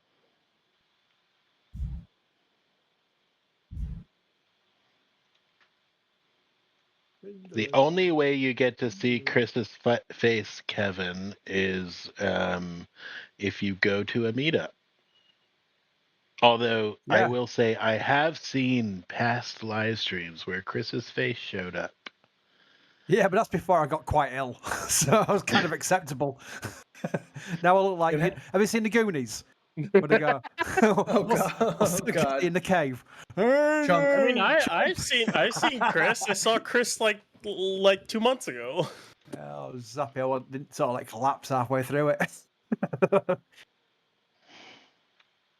Oh man, I that was think an episode. I don't right. was- I got that lady, didn't I? She says, "Can I give you a hug and take a selfie?" It's like, fuck you know. Yeah, welcome to my life, Chris. Did Trevor Chris already was leave the incredibly photo? surprised. Yes, it looks like it. Trevor bailed. Trevor bailed. He did. Are we still live to members or something? Yeah, we are. Yes. Right. We do the Watch post your show, language, Chris. Chris. Watch your language. It's okay. We kind of break the rules to members. A Oh, little that's bit. okay. Yeah. Well, bloody hell. Oh, said it live. live on didn't Twitch you? as well, by I the gotta way. say though that breakover reference, especially with the new Glen Pathfinder hooked up to it, kind Dude. of worked well. Dude, it was easy pickings, man. I was like, That was really I easy. Ryan, I'm mentioning it. It's a slam dunk, dude. Yeah. I remember I read that and I went, "What now? They're gonna do what Yeah. now?" Dude, I double taked. I was like, wait. It's like it is kind of funny. You like the first like 2 hours of the show almost. You're talking about two companies. Well, a lot of it is one company, but like two entities like, in terms of NASA and Boeing, who take their meticulous time to design something and don't iterate much, and they're not flying much. They're running into issues. And then you run over to SpaceX, where it's like, we have this rocket that we've already flown to space and everything, but, we're going to slightly change the design and use a breakover fixture on a barge when it comes back in from frickin' space. That's what we're going to You said freaking. do. But I'm telling. but that's what we're going to do. iteration, dude. Like, it's like Boeing would never, ever consider doing that late in the game. Never. Like, I mean, it's interesting you bring that up because they switched to turning SLS and integrating it on its side way late in the game for Artemis 1. They did it and they launched it and it worked perfectly. I mean, yeah, I suppose. But you got to remember that. But the way Boeing and NASA does things is waterfall style testing. They go step by step incrementally. SpaceX is just like, yeah, do it, see what happens. Send it, whatever. Mm-hmm. The IFT one was the picturesque of send it. I mean, these vehicles are kind of we don't really know. We hope it clears the pad. That's about what we hope for. Just send it. I said SLS, homie, not Orion. Orion's got a whole plethora of problems. SLS works great, though. It's funny how that's worked now. SLS is now ahead of Orion, ahead of Artemis 2. Yeah. And it's just Orion now. It's not the bottleneck. Chris, you jumped in, but like in terms of Starliner, for me, it was... And Boeing needs to be more... I know they're working through their troubleshooting, but for the love of Christ... Boeing has got to be more transparent. They're just a joke. They have had... No, you know why... Hang on, Ryan. You know why I jumped in? Just to explain why I jumped in. It's because I heard EJ say dissimilar redundancy and it just clicked because I did so many... When I was writing an article a day before all the YouTube stuff and what have you. It was like more fun because that's something I can actually do. And we were making such a massive point. It was like it was drummed into our heads, dissimilar redundancy. This is why we're giving out these contracts to all these different companies, even before they're down selected. You know, it was like people were saying, why can't you just pick one and spend all the money on that and do it faster? They said, no, dissimilar redundancy. And it was like, that's when EJ clicked to me. I thought, right, microphone on. I hope I was able to say that one should take what Berger says with a grain of salt in a nice enough way. Yeah, dude, I was trying to be nice. Like for me, I understand your troubleshooting. I understand you're trying to figure out the problem. However, you have not really been transparent. You've talked about some of what you're doing. You haven't talked a lot about the backup plans for it. It's just been, the communication has not been great at all, and considering Boeing's history of keeping secrets and keeping things. Ryan, I'm confused, man. Where are you getting the lack of information from? Their press conferences are pretty straightforward. I'm just genuinely curious. What information do you want to know? They're not it doesn't feel like they're being that forthcoming with whether or not Starliner is actually good to bring astronauts home or not. It's like it's really up in the air. They don't know. That's the thing. They can't say because they're still doing the testing. Now, if they say, yeah, we're absolutely confident Starliner will bring the crew home, we're just doing some more testing, and then they find something in the testing, and that means they can't do it, they look terrible. So they can't say that yet. And of course, I guess there are other people that would look at them weird if they would literally just say, we don't know.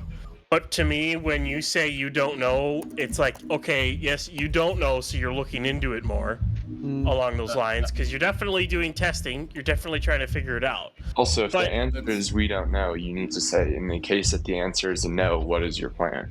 Yeah. Yeah. And they haven't really given much of a plan on that front. We got spoiled during Space Shuttle because on a Space Shuttle mission where it was basically pre-launch all the way through the mission, docked on the ISS and brought back home, there was 2 press conferences a day. The post MSB, and then in the morning, and then the post FRR on the no, it wasn't the MMT on an evening. So you get 2 press conferences a day, and a lot of those journalists who were asking those questions at the Boeing presser now were back there during the shuttle program.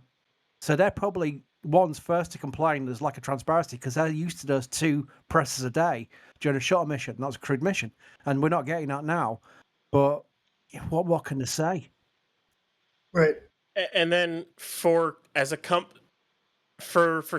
as a whole, Butch and Sonny need to come back on Starliner.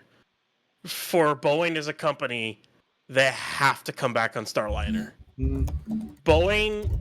Boeing's issues with their commercial airline branch with the Max planes, I could go down a rabbit hole. And the 787, I could go down a rabbit hole on that.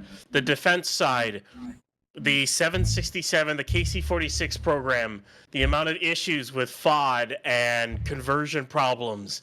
Oh, the mismanagement, the rabbit hole you could go down with that. The F-15EX program, it went over budget more than it should have, considering how much of an older airframe that is. Then you go to the space side of things, and you go to the SLS, how horribly mismanaged that program has been, and along with Starliner. Yeah, but I don't like that. I never liked it where people go, their airplanes are shit, so their spacecraft are too. It's like saying Tesla has a few crashes and suddenly SpaceX can't I mean, launch it. I do think there's merit to that statement though, because it's a company culture thing, and that culture pervades the entire. No, whatever. it's a separate company. What? It's the same name. That's it. Yeah. Yeah, BCS and BCA are very, very little in common. That's what I was trying to say. I've never liked it. I just it's got the same name. I don't know. It's me, baby. I don't know. The CEO runs both, and the CEO has always been, has never, at least recently. Well, they just canned him, and they put an engineer in as their CEO. The guy's actually cool. He worked for Rockwell Collins, but see, wasn't he a money guy at Rockwell Collins? I don't think he actually ever did any real engineering. I thought he was a money person at Rockwell. Yeah, I thought he was. I thought this is they kicked out the money guy, which a lot of us think is the source of the bad corporate culture, and installed another money guy.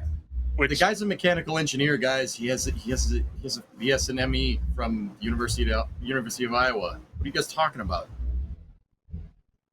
All right, I'll take your word for it. What? Oh, damn it. I thought Iowa was the Red October reference. It's not. That was Montana, wasn't it? I've always wanted to visit Montana. No papers. Cross country, no papers. It's beautiful. All right, I think my neighbors are starting to drive me insane, and I have a lawn to finish mowing, so I'm going to jump off. Thank you, Membies. Thanks, Jack. What kind of lawn? A Boca Chica Village lawn. That's where you need a horse. Or a donkey or a llama. Something that'll eat the grass. What kind of lawnmower is it? It's just a push lawnmower. Yeah, I didn't ask that. What kind of lawnmower is it? I don't know. It's a push lawnmower. Maybe like a Weber or something. Is that even a brand? A Rexton 2000. A what? Well, okay, yeah. I mean, whatever. It's good. It might better be a John Deere, boy. Well, okay, but anyway, Iceblade, you're in the members chat. You're saying like, oh, there's evidence of bad corporate culture across all Boeing companies. Okay. Name it. As Trevor said, BCA and BCS are way two different things. And there's Boeing Defense, there's Boeing Commercial Spacecraft, there's all kinds of stuff. Where is your evidence here? Like, what are you talking about? Everybody says this, but and then I know what you're going to say before you type it. You're going to say, well, the 737 Max, it's 777. 777X, KC-40, that's all BCA, guys. It's all one company. I don't understand. I know a lot of the defense portion. I know that. I guess it's secondhand the management issues they've had with it, especially with the Stingray program. Being my dad. I also I understand that. I also generally tend to disagree with the characterization that BCA is horribly mismanaged. Like, if you look at the 737 MAX incidents, it's like, did Boeing have a slightly bad design with their MCAS system? Yeah, probably. Not slightly bad. There's a reason. Trevor. Can I finish my point, please? But there's also a reason why this didn't happen on a Western airline, these crashes. It's because we had training and all of this to handle. That's not that's right. True at all. No. That's not. There's if you look into the aircraft, if you look into the NTSB's findings, you'll realize that there is a lot of pilot error. They didn't know about and shoddy maintenance. Yeah, because the training was bad. This is something that would not happen on a Western airline. The pilot of the original airline that crashed That pilot had over 15 years, 15 years, no, like 15,000 hours in the seat or more. I don't even remember what it was. He was one of the most experienced pilots in that airline. He had been flying 737s for a good chunk of his life. The Max is nearly the same. The biggest issue with the Max is they had single point failure. There's not a thing where it's a slightly different design. You put a single point failure system on an aircraft. How flippin' stupid are you? Yeah, but Ryan, don't planes pretty much fly themselves? But In your theory, point yes, doesn't you counter can. what I said at all, Ryan. What I am saying is that they had insufficient training for these anomalous circumstances, and you're saying, oh, well, across 15,000 hours of nominal flight, he wasn't able to learn about this. Like, of course he wasn't going to learn about this. This is something that the airline did not force their pilots to learn about because they wanted to have decreased cost in training. Guess what, Trevor? Guess what? The NTSB didn't even know what MCAS was until they were partway through the investigation. Because the airline wasn't told that the MCAS existed. Boeing advertised the airplane as a upgraded 737 with no new features in it. Boeing lied. They lied to the pilots. They lied to the airlines. They did not tell them that MCAS existed. They did not tell him that there was a program on this aircraft that could take control of the stab and move it on its own based off a sensor. They did not tell anyone about that. They kept it a secret. Didn't tell anyone. That's what happened. I am very skeptical of that claim, given that United and all of the American airlines had training in place of disabling the system. That was after it happened. I'm quite confident that there was some before as well. I don't think there was, but I'm super not. I've talked to MCAS pilots from the pilots MCAS union. was not a thing that people. It was just there, right? Anyways, I'm gonna go mow. I have to go mow. I'm leaving. Goodbye. No, stay. Hang around with us. Nope, I'm leaving. Goodbye. I love you all. Why? Wait, no, I don't love you. You're leaving. Additional work to do before I can enjoy my Friday night. This is not enjoying your Friday night. What is this, a chore to you? If I put a GoPro on the mower, would it be a MoPro? Yeah. And if I'm the only person that's willing to mow that lawn, would I then be a MoPro HD hero? All right, okay, bye. I don't like you as much now. That's sorry. that's just a reality I'm gonna have to accept. All right, I have a question. So, Starliner is a NASA mission, right? So they knew that there were problems, right? They knew that there were helium problems before it was launched. Yet they still launched. NASA had to say, okay, go launch, right? Mm-hmm. They had to give the approval. So you can't just blame Boeing. Boeing obviously brought it to NASA that there were issues. No, Kev.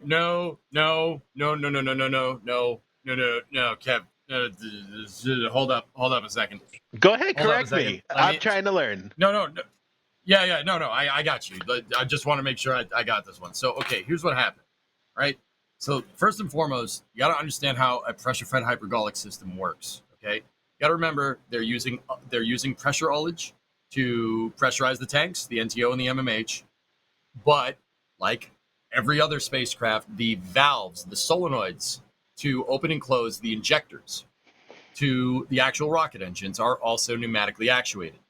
They do that because arcing electricity through propellants in space is probably not a good idea. What do you mean? Yeah, no, I'm sure it'll be fine. Arcing anything on a spacecraft is a bad idea. So they use pneumatic systems. Also, pneumatic systems are lighter. Now, why are they lighter? They're less mass. Now, why are they less mass? They're less mass because they're using helium as their back pressurant, okay? They also use helium for valve actuation. Now, here's the thing about helium. It is a pain in the ass to not have leak. It is such a pain in the butt about leaking, you just basically have to kind of you have to kind of accept the fact that you're going to leak some helium. It's like Every hydrogen. spacecraft. Yeah, exactly. I mean, they're cousins. They're distant cousins on the periodic table, right? It's the same thing. Helium is so freaking tiny.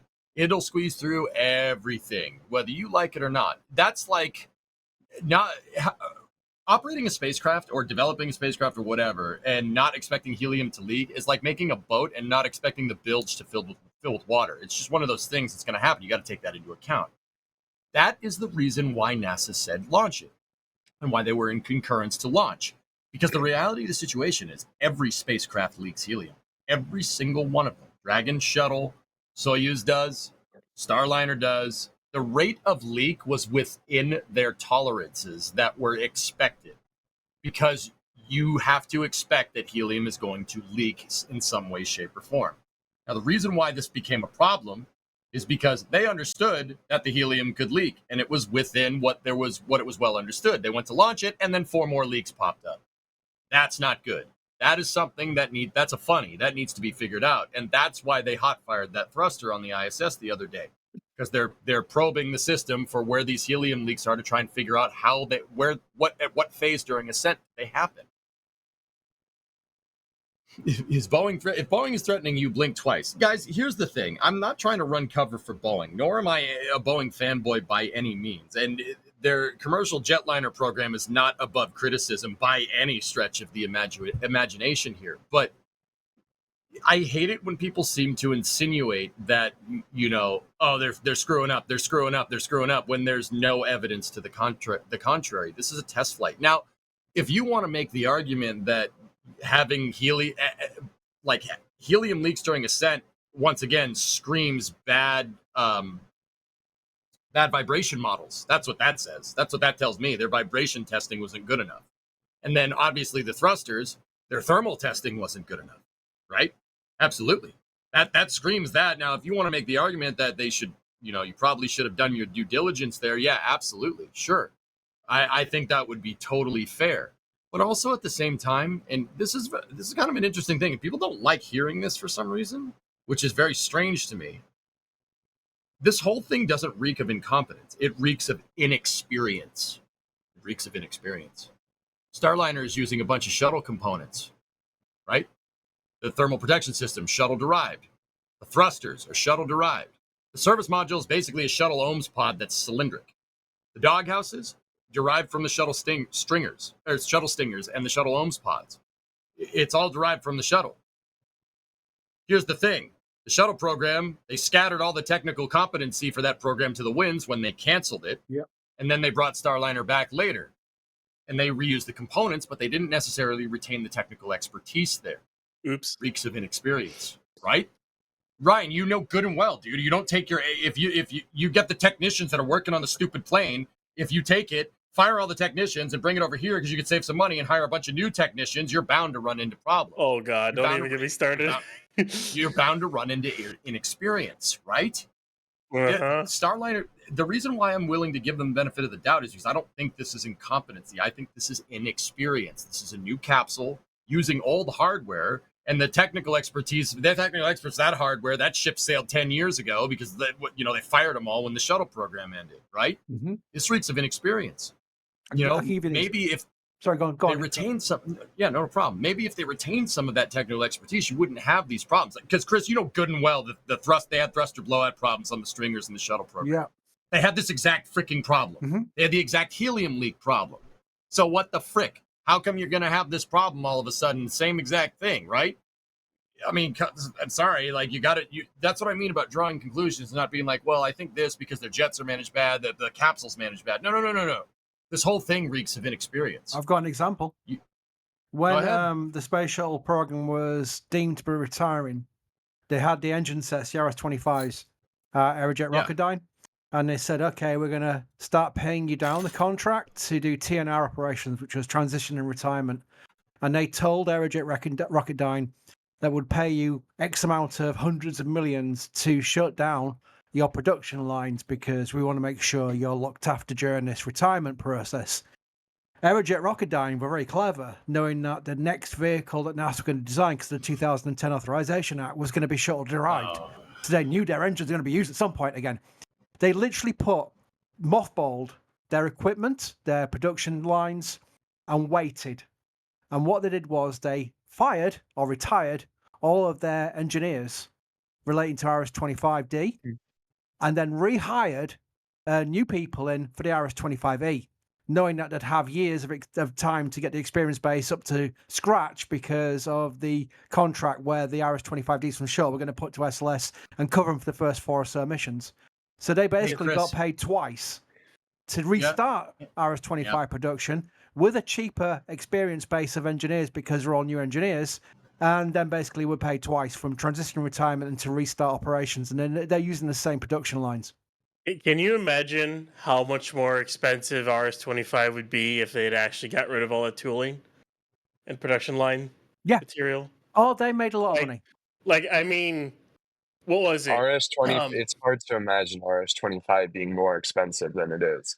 What was it? Here is this was the burger tweet. It was Gage had tweeted about how, we saw a Raptor vacuum 391 going into Mega Bay 2 for Ship 31. And Burger tweeted, if NASA were to buy that many for SLS, it'd be about 40 billion for that many RS-25s. It's like, because one of those engines is 125 million bucks a pop, 150. It's slightly cheaper now because it's now single-use RS-25s. So 100 million? No, 124 million probably. We've knocked a million off the price.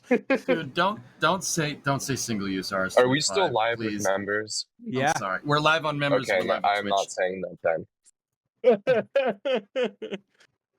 But see, that's what I mean with Starliner, dude. I'm willing to give them the benefit of the doubt here because I think it's an inexperienced problem. Now, if you want to make the case that the management there is Bush League, absolutely, sure, absolutely. But I would contend to say that the program management, an interesting thing I think would to kind of noodle on here is that, look, man. I think a fundamental flaw, I mean, SpaceX being the one anomaly to this, is funding development of commercial crew on a fixed price. Development of capsules on a fixed price is kind of the reason why Starliner is in the position that it's in, because you can't assume that all your testing is going to go right. Like I said, SpaceX is an anomaly in this regard because their CEO is hell bent on space exploration. Not every company is going to be like that. NASA should have had the wherewithal to know that. I mean, that you could make a pretty good case for that right when the commercial crew, was assigned, that, you're kind of dooming one of these programs to go over budget, because that's just how aerospace engineering is.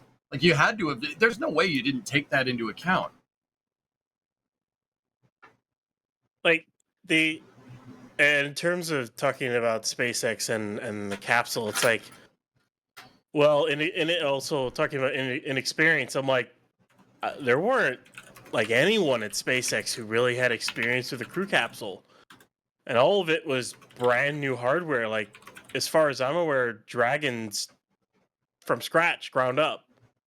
I mean, of course, you had the original Dragon that they built, Dragon 1, and you got experience from that to build Dragon 2, but it's kind of impressive that they got it done as quick as they did. I mean, it was beyond the original date, but I mean, for a company that had never built a crewed space vehicle before, it's kind of insane how quickly they got it done and how reliable it is and how safe it is.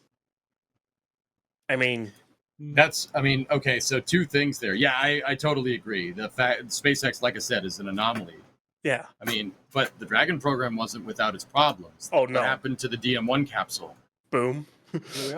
That's what I mean. This stuff happens, dude. I didn't see anybody turn, that is a catastrophically bad problem. And don't get me wrong, SpaceX had the chops to fix it, and they were up and flying again, no big deal. But the point I'm trying to make is that this stuff happens. It happens. But Ryan, here, think about this. Noodle on this for a second. I'm genuinely curious what you think about this. So, Dragon came on the books. Dragon 1 came on the books in 2008 from the Commercial Orbital Transport Services contract, right? That's when it came on the books, right? Its first operational mission or first test flight was in 2010. That's actually pretty damn quick for an uncrewed capsule. That's pretty impressive, right? Like I said, SpaceX is an anomaly, but this is just something to noodle on here, okay? Now, by the time Commercial Crew gets awarded in 2014, Dragon had flown to the station, 4 times? CRS-3, CRS-4, something like that, right? So I think it was around there, yeah. And Dragon, I think it's fair to say that Dragon 2 is heavily based off of lessons learned and designed from Dragon 1, right? Mm-hmm. Right? Yeah, So, like Draco thrusters, things like that. Yeah. Absolutely, right? I don't get me wrong. This isn't a gotcha thing. I just want you to turn to gears. I'm genuinely curious what you think here. So, all right, Commercial Crew gets awarded in 2014, right? And when is the first flight? So you get DM1 in 2017 and DM2 in 2020, right? So let's look at the entire scope of everything that it took to get people on that capsule, including Dragon 1. That's plus an in-flight abort test that Boeing. Yeah, that was rad. Yeah, well, hey, you can. I mean, it's an added test that SpaceX did and Boeing didn't. But see, that's the thing, dude. Not every testing construct has to be exactly the same. Now, do I agree with you? They should have done an in-flight abort. Oh yeah, absolutely. At least a little Joe style test, like strap an SRB to the back, like what they did with Orion. I think that validated somewhat. Yeah, absolutely. I'm not going to disagree with that one. However, so think about the whole scope of things here. So you have Dragon. So Dragon came on the books in 2008. First flight with crew on it in 2020. It's a 12-year life cycle. 12-year cycle there. Mm-hmm. Okay. The reason why they were able to get it done so seemingly fast is because they had a lot of experience with Dragon, right? Fair, right? I think that this is a fair thing, right? And Dragon 2 would have arguably taken way longer if Dragon 1 didn't exist, right? Oh, yeah. Is that a fair thing to say? All right. Now, here's what I mean about inexperience. We're talking about the technical expertise, but when has Boeing ever made a capsule before? Boeing did historically for aerospace. Yeah, exactly, dude. They operated spacecraft. Yeah, they never developed one. Right? Because it was is McDonnell Douglas for Apollo? Who's Apollo again? North American made the CSM. That's right. It was North American. Ended up acquiring Rockwell International, which is also North American.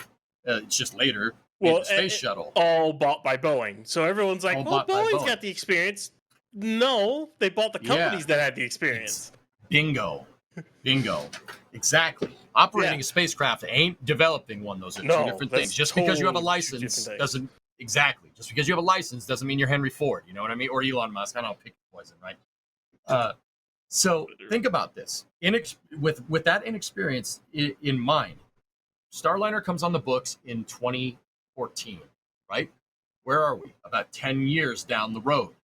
Mm-hmm. Now, if you look at SpaceX over the whole scope of their capsule development, 12 years from nothing to putting people on the ISS. Look at the scope with Starliner. It's about the same, which is very interesting to me. This is what I'm trying to get the gears turning for. It's about a decade. Now there's leeway here and there. It's about a decade. If you go back historically and look at the space shuttle came on the books in 1972. When did it first fly? 1981, which I still think is ridiculous that they somehow crapped that thing out in 9 years. That's frankly insane. I mean, NASA was cooking, dude. Putting that thing out in 9 years, but I think one of the more ridiculous things NASA has ever done was crapping out all of GPL, JSC, Kennedy, everything, Gemini, Apollo, Mercury, all of that in like 10 years. Yeah, exactly, dude. And that's kind of where I'm going with this too. If you look at Mercury, Gemini, and Apollo, you could make the argument. Now, Mercury, Gemini, and Apollo are not the same thing, but they were all designed by the same guy, a brilliant aerospace engineer named Max Fazet. He designed the Mercury capsule by himself, and then he designed Gemini by himself, and he used what he learned there to have with input for the Apollo CSM. Right? If you look at the whole scope right there, right? And this is with a blank check from Uncle Sam. We basically go from in 1959 to start the Mercury program, right? Mm-hmm. First launch in 1960. What is it? 1962? 62. Or no, 61 for Shep, 62 for John Glenn, right? Using the Mercury capsule through the Gemini program. all the way to the Apollo CSM being fully operational in 1968, you got about 9 years there. 9 years of experience. See what I'm trying to say here? Making a human-rated spacecraft takes about a decade. And that's part of the reason why I'm trying to give Boeing the benefit of the doubt here. Look at Soyuz. You can make the argument agnostic of, capitalist versus a communist monetary system.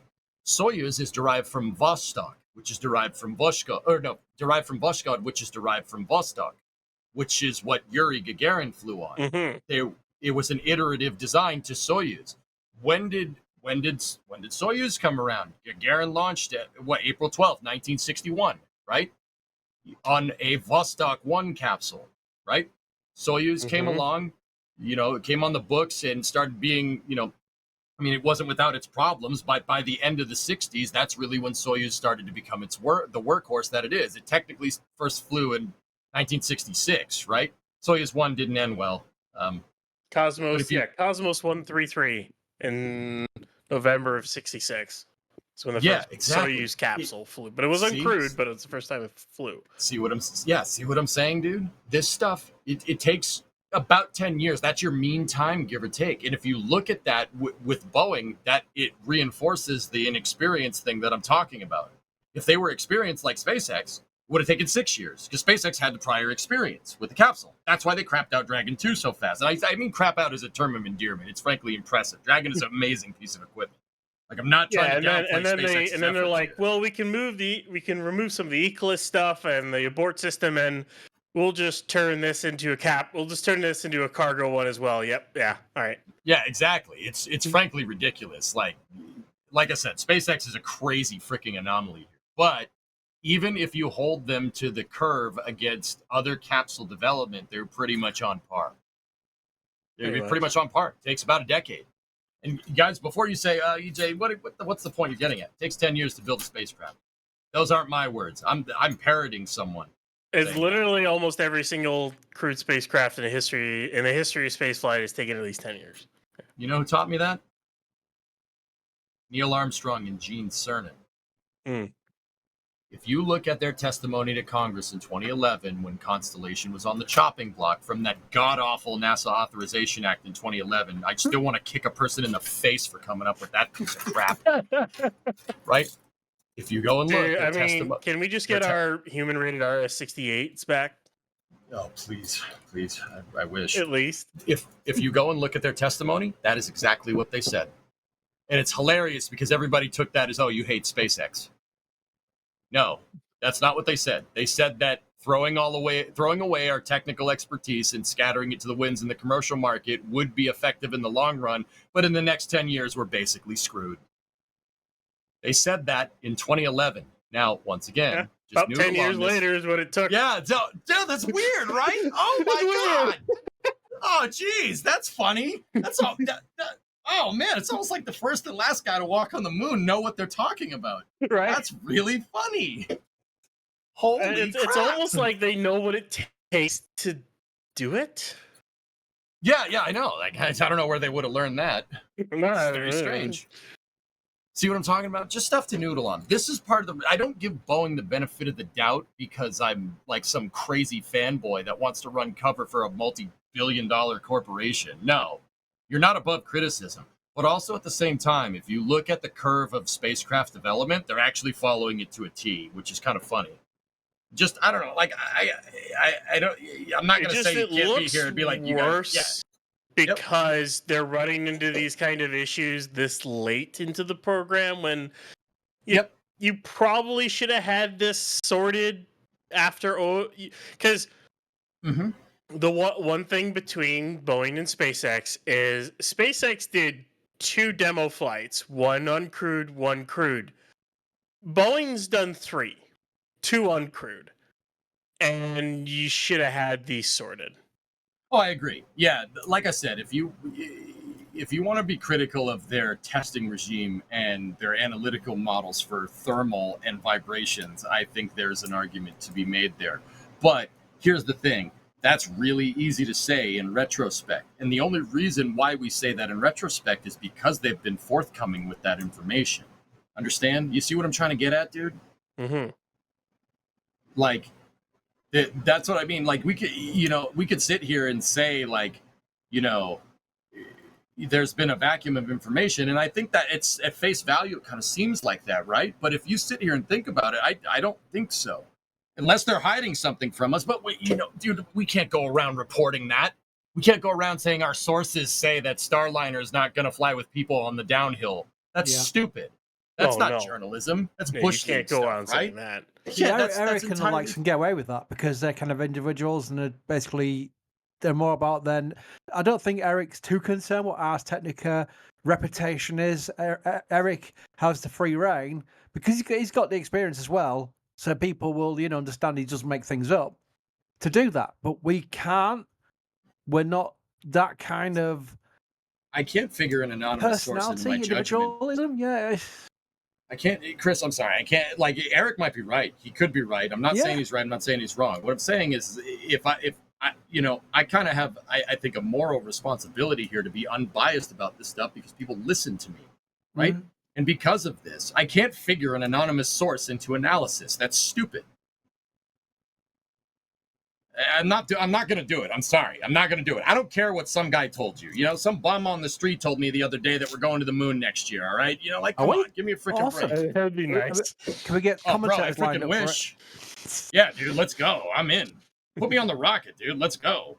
But I think figuring that into analysis here is ridiculous. And that's just adding static, right? And that's where people get that negative perception of Starliner from this conjecture. It's ridiculous. Eric could have been told by someone well up on the food chain, but who is not allowed to talk on the record. Yeah, none of them are allowed. You're never allowed to talk. I mean, you're never going to get someone saying, "Yeah, Koshki's my name." Yeah, I understand that. I understand that, right? No, that's fair. I'm not saying his sources are wrong. I'm just saying it's really hard to figure an anonymous source into analysis here. That's not a good idea. That's basing some of your judgment off of basically a bottomless pit, and you don't know who said this. You don't know. He could have talked to the janitor at Johnson Space Center. It could be the freaking bartender. Come on. Hey, you know what? I'm going to leak. We got 36 members in here. I'm going to leak what I had in the last few days. One was we're on from Twitch chat too. We're on Twitch too. What? Just saying. You're on Twitch as well. Twitch is still live. Just let me know. I don't mind. It's fine. Okay. I'll be very careful. Right. But I'm not going to name names or anything like that. But I had one message from someone NASA side saying 95% confidence level. That's why I mentioned my 5% in the stream. Because it was basically off knowledge. Yep. And that 95% sounds brilliant. So it sounds like an already close. But that 5%, that's what I was making a point, EJ. That 5%, they're not going to play with 5% because of what's happened before. Absolutely not. They want that 5% closed. That's why. Yeah. I've had a source saying the crew's stayed up there till February. It's what? I'm not gonna sign off. I wouldn't sign off an engine or something that I did if I was only 95% sure about the install job I did or the ops check. Yeah. Like I said, I want to be 100% sure that what I just did is actually good enough and is airworthy. And I think that's the part of what your argument that I 100% agree with. This whole thing reeks of inexperience, dude. The whole thing reeks of inexperience. Not necessarily maybe at a management level. I'm not saying Mark Nappy doesn't know what he's doing. That guy's actually super cool, and he's been very forthcoming with information. And he also said he likes watching all space launches, and he loves watching Falcon 9 launch. And you know what? I can respect a man that admits that. That's pretty damn cool. He's a genuine spaceflight nutcase. This is the guy that manages Starliner. And once again, I don't know the guy. I don't speak for him. I'm just saying what I saw with press conferences. This whole thing kind of doesn't reek of incompetence. It's inexperience. They haven't done this before. You got to learn new things about a spacecraft, which makes perfect sense to me. Also, 5% risk is no good. That's bad. That's the reason why they're making sure they're absolutely sure with their fault tree analysis. They're pretty dang sure they'll be fine. Pretty dang sure don't fly with human spaceflight. So I can tend to say they're being safer by keeping them up there and making sure this analysis is done correctly. Now's the time to do your homework. You're always going to get people telling you stuff. You can't be like a continual loudspeaker for everything you hear. That's the experience you get, because if you do that, you'll get wrong information out there, and that's your reputation broken. Unfortunately, these days you can break a reputation, especially on YouTube. I've seen channels just make things up and just come out with absolute nonsense. People see it as nonsense, but the next week they've all forgotten about it. And you get one thing right. These people get one thing right. Suddenly they're the best source ever, and they're the reputation's amazing. It's incredible how people are kind of forgiving of that. But old school reporting is where I am. You just can't risk it. Yeah, I sorry, man. I'm not risking my reputation on empirical analysis on a freaking hearsay. That's dumb. Hearsay, yeah. I'm not doing that. If somebody else wants to do that, I ain't gonna fault them for it. But I'm not gonna sit here and not pretend like that. I don't really appreciate it. Like, sorry, like you can report whatever you want, really. Like, but I'm not about that life. Dragon was approved for 7 seats. They could bring a couple seats up on Crew 9. It's not, though. It was really started for 4. If you're going to put another seat in Dragon, it's going to be where ISS cargo is. So, yeah, you could, but it's not really designed for that. SpaceX advertised it for 7, but NASA certed it for 4 for human rating. Pretty sure NASA, who certed it for 4 people for human rating, is not going to be cool with 7 people or 5 people on board unless good analysis is done on the ECLS, on the environmental control systems, flying with 5 people. There's your Lebanon shuttle. STS 400. Pack up that mid-deck. Pack them in. It's like sardines on the mid-deck. It'll be fine. It's awesome. That whole double mission was one of the when going through the L2 forums and going through stuff and then reading everything about that mission, it was like a last-ditch effort by NASA to try not to lose anyone else. That was political as well, by the way, because that was Senator Barbara Bolinski, I think it was, who was pushing for the Hubble resurfacing mission big time. And NASA was saying, sorry, we can't do it because it's not got the safe haven of the ISS, which is all post-Columbia missions are going to the ISS now, because if anything goes wrong during ascent and on inspection day, we find something wrong with the TPS, at least we can leave the crew on the ISS until the next shuttle goes up on launch on need. And Hubble couldn't have that. So they had to come up with this STS 400 plan. And it was like, I can't believe they're approving this. But it's political pressure. There was a lot of pressure to get the ISS done, but I can tend to say that Mike Griffin did an amazing job as NASA administrator. He actually got the shuttle operating on a reliable schedule and finished the ISS on time.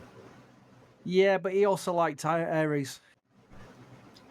Hey, man, you know what? You ain't gonna convince me that Ares 1 is inferior to whatever that crapshoot that we have now is. Not a chance in hell. Oh my word. Dude, I like Constellation. I can't find any. I can't like Ares. I'm sorry, I can't.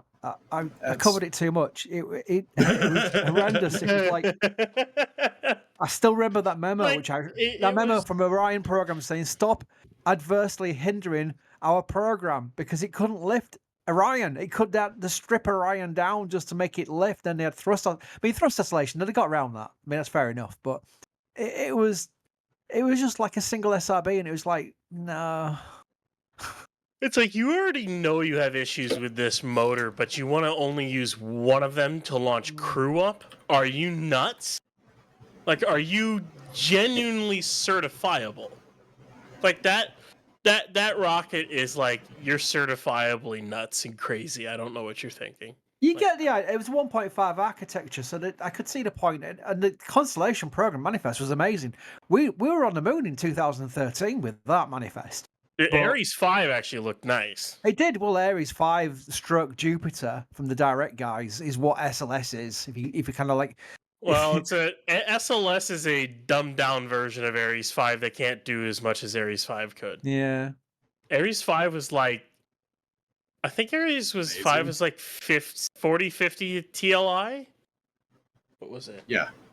And SLS is like 30. Were you talking about Ares 5 with the RS-68s? Yeah. Yeah, because then they didn't realize they had problems with that, so they're going to go back to SSMEs. Well, because they had to spend an enormous amount of money to human rate those things because they weren't human rated because they just chucked them on Delta. They didn't like the idea of 4 of them firing up together. It didn't end well, apparently. There was like plume impingement and blah, blah. I don't know if that's true or not, but they were definitely saying they didn't like launching with Ares-68s on Ares 5, so they're going to go to SSMEs, but then they cancelled the program by then, so it never got really pushed through. The whole thing for me, again, and this is the whole thing I always go back to is, please, for the love of God, stop doing hydrogen first stages. Stop. Just Leaky. Stop with hydrogen first stages and stop with SRBs. I think it was funny as heck after the helium issues they had on one of the SLS launch attempts. Bill Nelson, Senator Administrator, NASA ballast guy, astronaut Bill Nelson, he had said, "Oh yeah, the engineers, everyone chose and decided on hydrogen." I'm like, no. You're telling me every single engineer in NASA said hydrogen was the way to go? Congress decided that, not you, not the engineers. Congress decided that. I'm going to find the best photograph I've ever seen from like a political thing, where it's Senator Nelson and pointing at SLS with absolute vigor. This is great. This vehicle's brilliant. And Mike Griffin in the background, not hiding his emotions or what he thinks. I'm going to try and find it. Hang on. Yeah, that's why I like Mike Griffin. That's the biggest reason why I like Mike Griffin the most, Chris. He's not afraid to call out stupidity when he sees He it. really, yeah. Like overall, sure, SLS, it does things that it can, that it's a rocket that I guess flies. The purpose guys, that the it's Toblerone, the purpose that is melting, you made dude. SLS for, like SLS, when it comes, if you wanted to launch probes really long distances, sure, yeah, hydrogen works great, especially that EUS upper stage works great. But if you want to get large amounts of mass to the moon, no. SLS isn't good for that. Oh, why can't I find it? Damn it. Is your AC not working or something? Oh no, it's working. I work in a heat sink. That's my problem. My AC can't keep up. Oh. Found it. That's bad. Right, hang on. Save. Dude, I have a 10,000 BTU air conditioner in here. It's not adequate. Ooh. It's because I work in a metal structure, Ryan. I basically have a hangar in my backyard. It's all metal structure. Yeah, no, it's sweet. I mean, it's really awesome. It's basically my own clean room, right?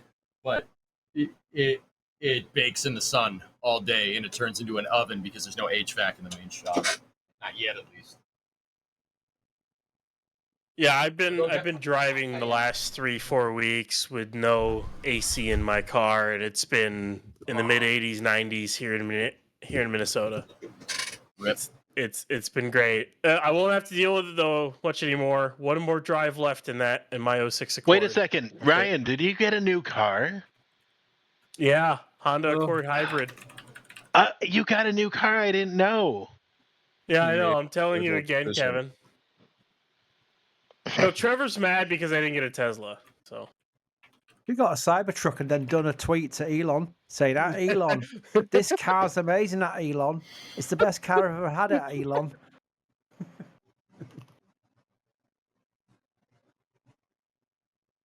Why didn't you buy a I think Ford, he's quite Ryan? busy with the Venezuelan elections. What the hell? Dude, that's so funny because Maduro called him out. He's like, we need to make Elon Musk enemy number one. Yes, I will fight him. I will fight him anywhere, especially Caracas. What is going on? I don't understand. I don't know I'm really confused. I don't get it. I want out of this timeline. Or maybe I don't. I don't know. I can't decide. I tell you what, he's got to be careful. There's going to be some nutter who wants to take a pop at him. I really do worry about that sort of thing. I know he's got security and what have you, but I mean, we've seen how well that works with Secret Service, don't we? So bloody hell. I was gonna say, hey, the commercial entities probably do it better. Ouch. Ouch. Jesus Christ. Oh, damn! Bah, bah, bah, bah, bah, bah, bah, bah, bah, bah, spicy! Elon had posted on X that apparently there were like 2 attempts to murder him within the past few months. I Wow. believe that. That's not I fun. believe that. I mean, the guy's got kids and everything. It's just, yeah, never good. That. No, you don't want that. You don't wish that on anybody. That's terrible. He's got 12 freaking kids. 12. How many? 12. I didn't know that. Really? You don't know how promiscuous he is with his I thought he had like 4 kids. employees. No, he's 12. Oh my god. Yep.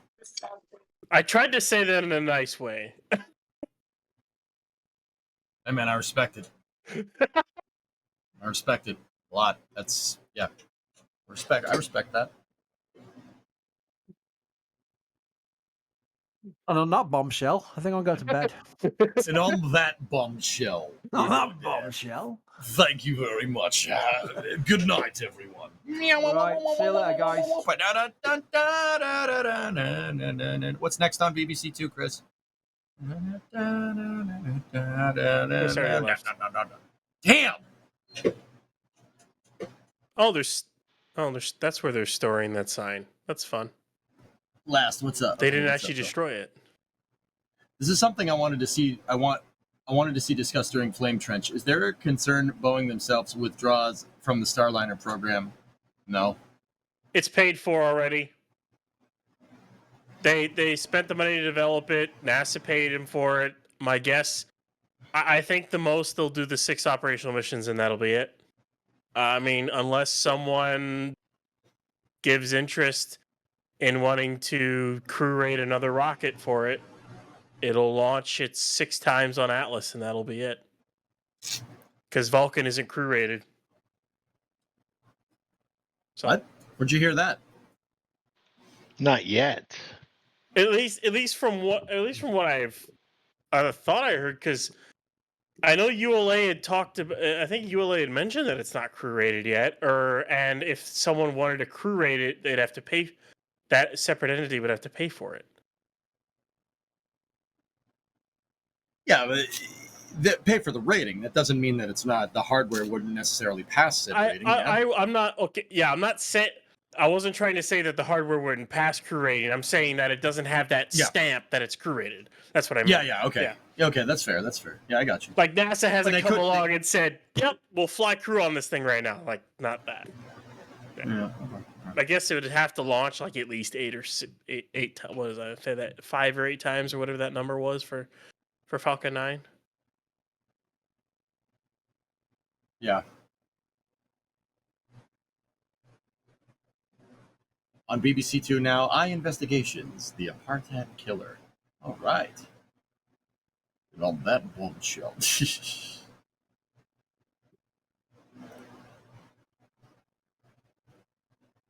I honestly think Boeing is committed to seeing Starliner through in anticipation of a much wider commercial low Earth orbit market. I mean, if NASA follows through with the commercial lunar or commercial low Earth orbit destinations program, there's going to be a very big need for these. Would Rocket Lab or Stoke get crew rating? I don't understand how. They don't have a spacecraft, Bob. Yeah, not yet. Anyways, and here's the thing about that is maybe down the line, and by down the line I mean, as we were just talking, it takes 10 years to build a dang crew capsule and get it flying. By down the line, I mean maybe sometime in the 2030s, late 2030s, Rocket Lab and maybe Relativity and maybe Stoke or someone builds one. But as of right now, your crew capsules for the United States are Starliner and Crew Dragon. Blue Origin might be able to build one relatively quick because of all their experience. Lab does not have anywhere near enough capital to do that. I think you would have to. I think Blue Origin's the only one who could. Yeah. Agreed. Blue could do it relatively quick considering all their experience with New Shepard. Like They have I think- experience with all of that. I think they could take an orbital. They could make an orbital crew capsule in 6 to 7. I could see that. I mean, we don't know if Blue is working on a crew capsule right now. If I was betting, man, I'd say that they were. Why wouldn't they be? Right. Think about it. It's one of They those have that- things. Is like SpaceX doesn't have a fully untethered EVA suit, but I bet money that they're working on one because they're going to need one. I mean, Yeah, the absolutely. lessons they're going to learn from this tethered EVA suit are just going to show them what they got to do for a full one.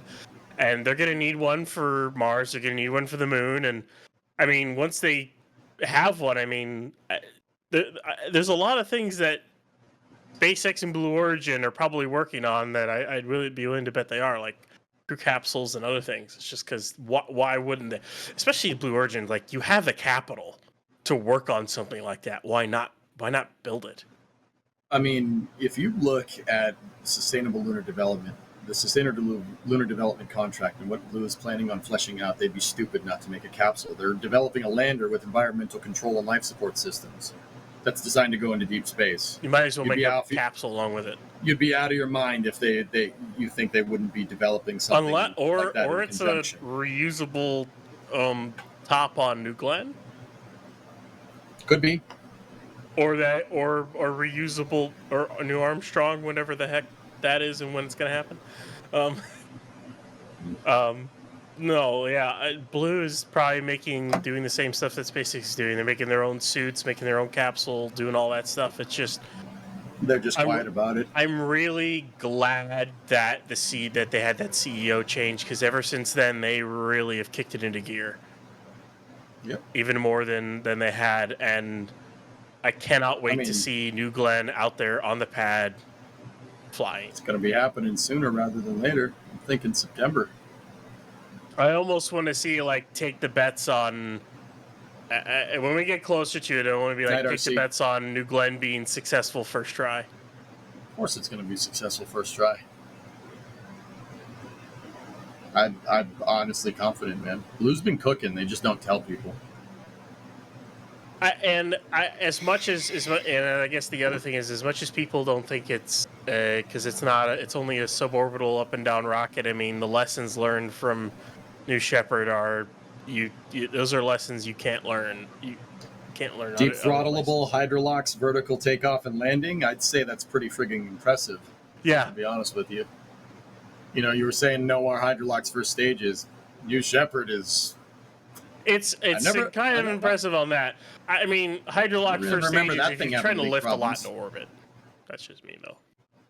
Because then you need SRBs attached.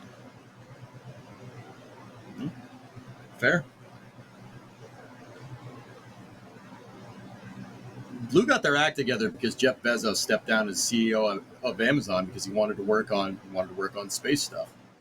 And then he went over there and he went in there and he said, "What the actual frick is everyone doing in here? What are you guys actually doing?" And they had all the money in the world. They had the facility. They had all the money in the world. You had basically an operational pad, and it was like, what are you doing? Are you going to make the rocket or not? Like, that was my question to them the whole time. It's like they had the infrastructure there and they had the money, but they didn't have the rocket yet. And I'm like, so what are you doing? It's just kind of like, and I'm glad to see that we're going to get one soon. They had pictures of them integrating the BE-4s onto the first stage of New Glenn. I cannot wait for that thing to roll out for static fire. And it's going to happen sooner rather than later.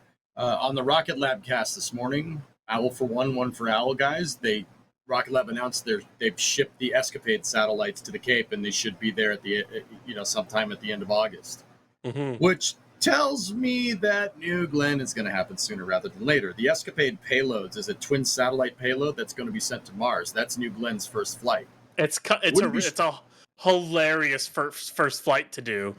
To be honest, whatever.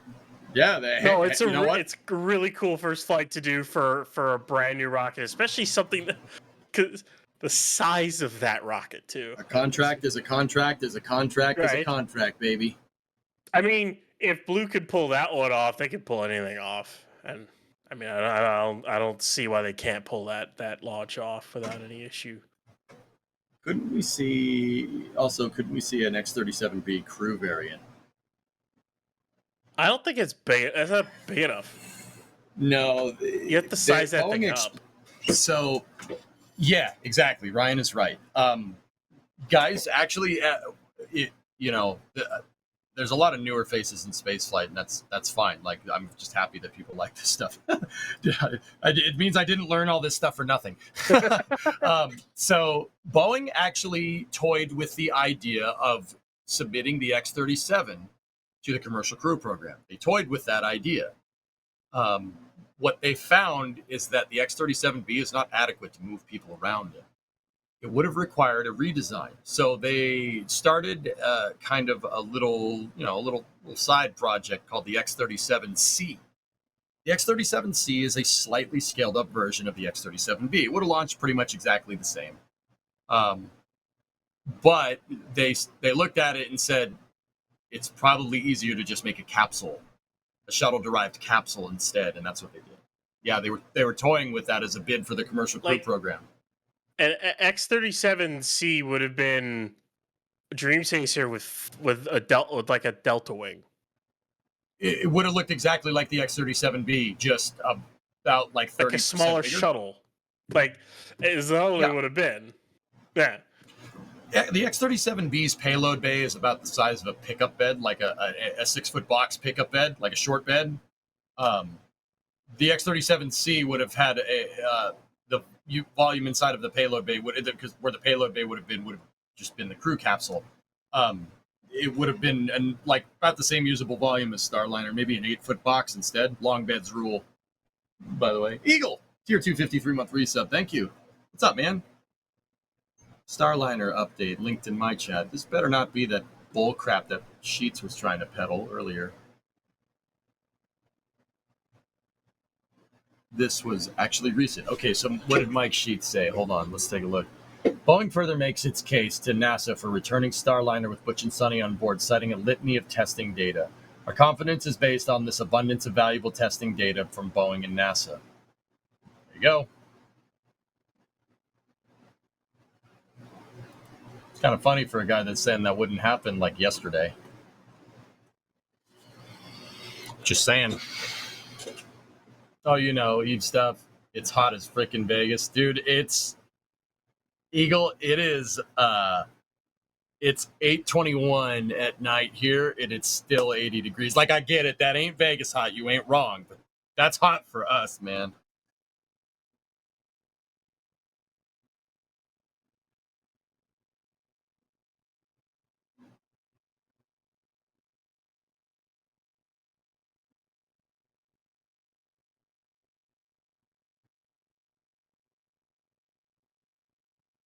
I was glad it was a cooler day. It's 106 at the moment. Oof.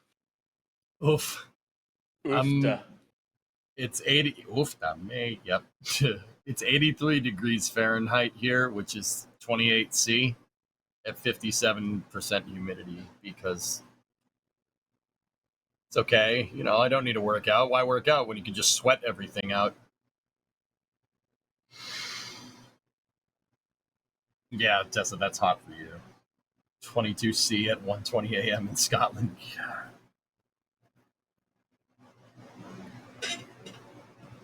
Anyway, Ryan, good talking with you. This was fun, dude.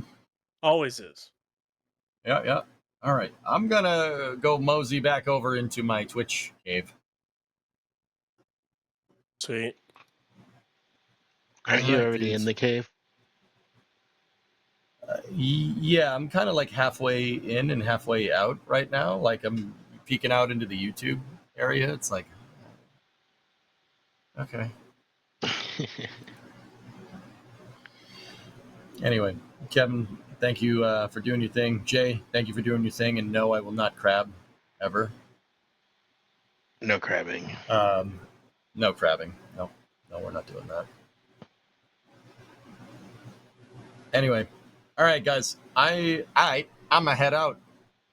If you want to keep Sweet. listening to me, my semi-coherent ramblings about spaceflight, head on over to Twitch. Do it. You won't. Twitch.tv/EJ_SA. You should be there. I will not be there. Why not, Trevor? Ouch. That's mean. I don't we do were friends. Twitch. You don't do Twitch? Thanks, Nightbot. Why not?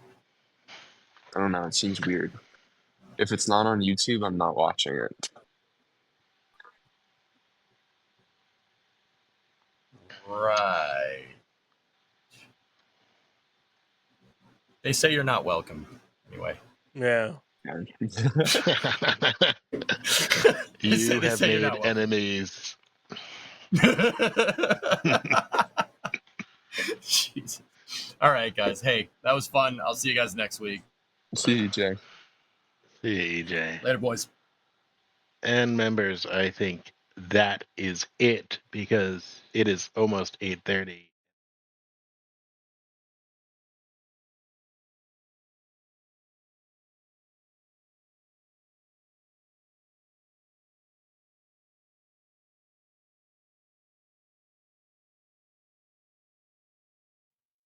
Hello?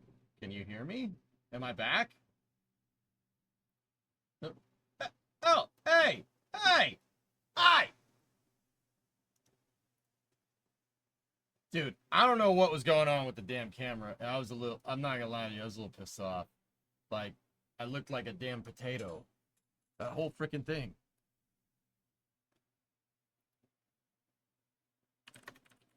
No plans yet, Geek. I'll talk to you more about that later.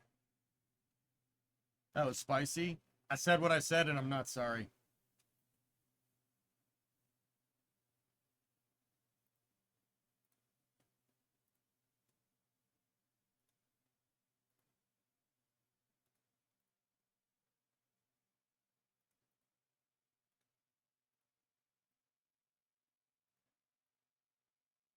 Test. Testing. Testing.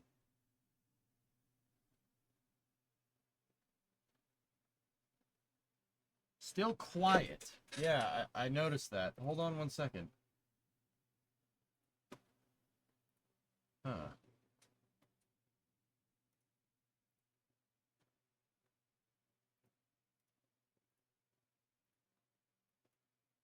Testing. Testing. Hello? Dude, I don't understand. What the hell's going on with this thing?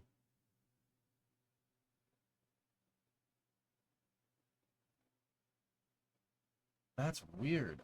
Dude, everything is cranked. Testing. Testing. Testing. Left channel. Testing. Right channel. Testing both channels. Cranking the microphone to 11.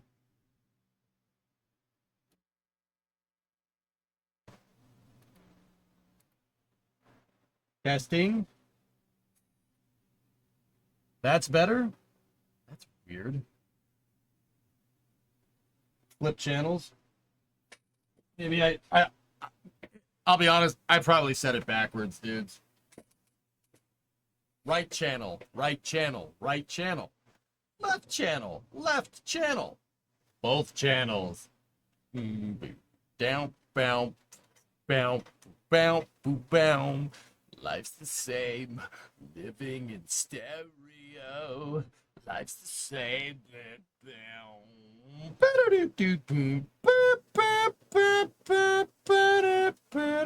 Sorry.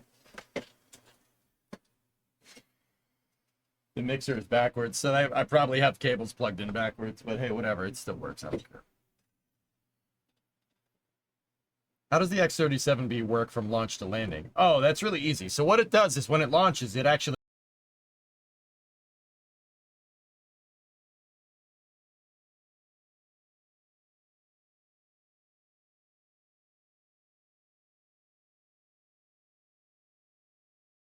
You know, and then it comes back down and lands.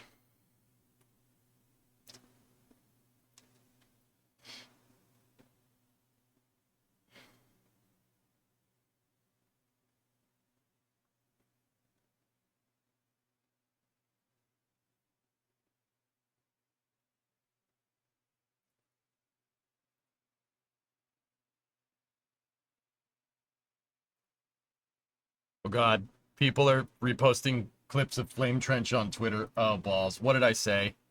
What did I say here? Oh no.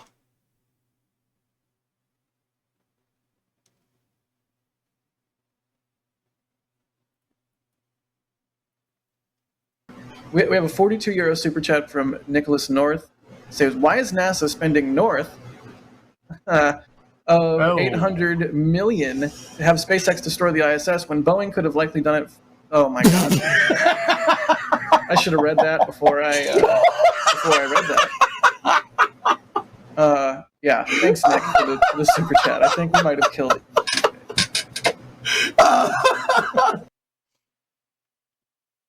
Pretty good, man.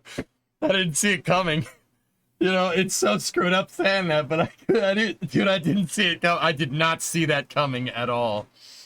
That's what got me. Just the way Jack delivered it as a regular question, man. I couldn't do it.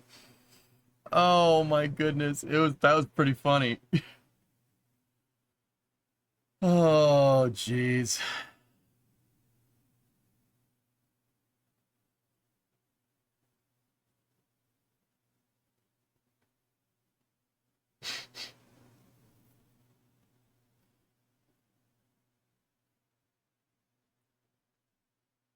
Oh boy. All right, so we're gonna move over into Friday Night Racing now. We got Road America, baby. GT3s at Road America because IMS is there. My boy's racing in the real race, so I gotta race in the fake race, you know, as out of respect. It was the deadpan delivery, dude. It was awesome. That was awesome. Pretty good joke. Anyway, yeah, guys. What I was saying is, you know, I said what I said on Flame Trench. You know, you say it was spicy. Yeah, you're absolutely right. I said what I said, and I'm not sorry. Yeah, I'm sick of the bull crap, dude. I'm calling out bull crap when I think I see it. And now, don't get me wrong. It's kind of a dangerous game to play doing that because I'm not a know-it-all about spaceflight. I don't know everything. You know, I don't know everything about spaceflight, but I'll give you my honest opinions to the best of my abilities, you know. Will you be the first person on Crew Starship? If they asked me, sure.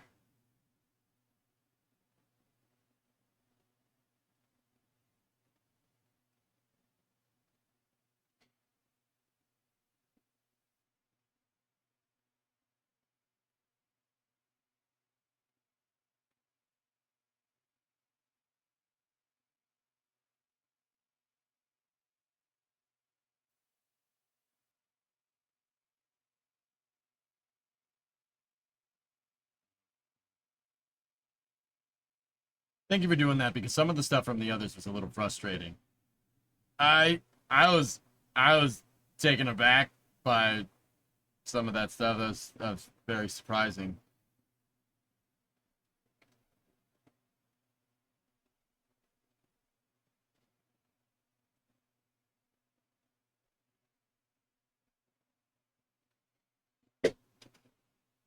Well, you know how it is. If you don't know, you're right. Say it with authority on the internet. You will be corrected. Yeah, I mean, that's true. Thanks for showing the after show feed. That was great. Yes, people got a little heated. I tried to get in there and tone it down a little bit and explain some things, and I think I kind of de-spicified that a little bit. It was getting spicy in there, and the spiciness wasn't even coming from me. Hot news from Starliner updates. All right. Let's see. Hot.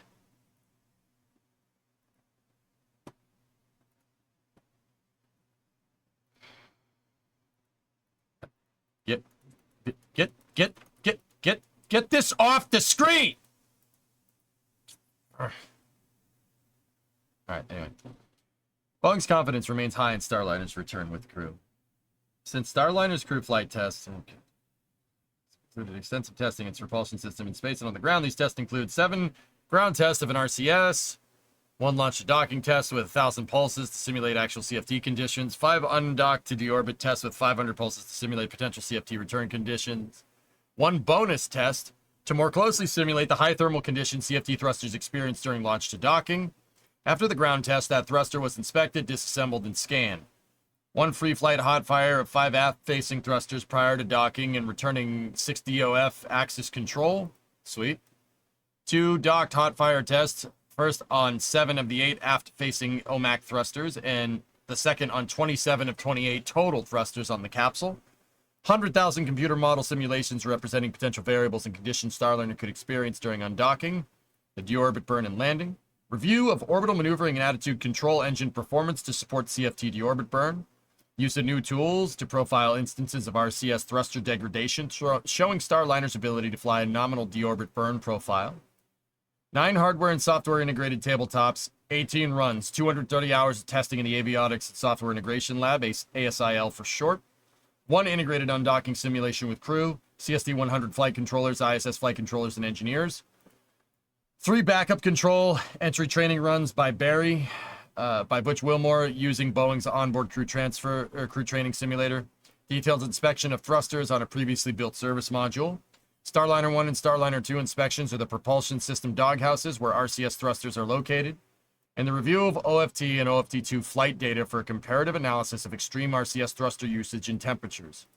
Measurements of helium leak rate data, supplier level testing analysis inspections, material testing. Boeing remains confident that in the Starliner spacecraft and its ability to return safely with crew. We continue to support NASA's request for additional test data and analysis and reviews to affirm the spacecraft's safe undocking and landing capabilities. Our confidence is based on the abundance of valuable data from Boeing and NASA. The test has confirmed 27 out of 28 RCS thrusters are healthy and back to full operational capability. Starliner's propulsion system also maintains redundancy and the helium levels remain stable. The data also supports root cause assessments for the helium thruster issues and flight rationale for Starliner and its crew's return to Earth.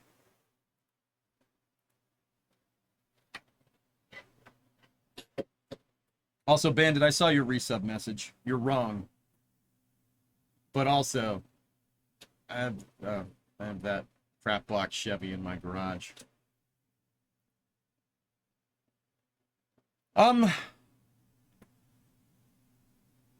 This is the stuff right here that probably makes the difference. That stuff. The ground testing.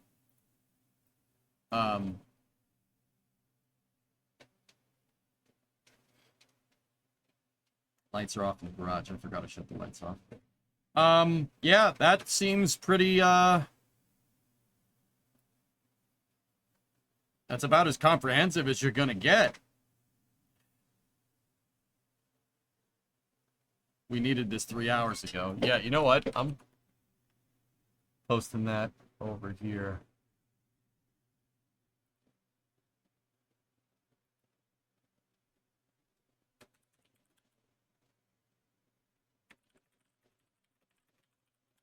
Give me 1 second. I'm posting that in the NSF Discord.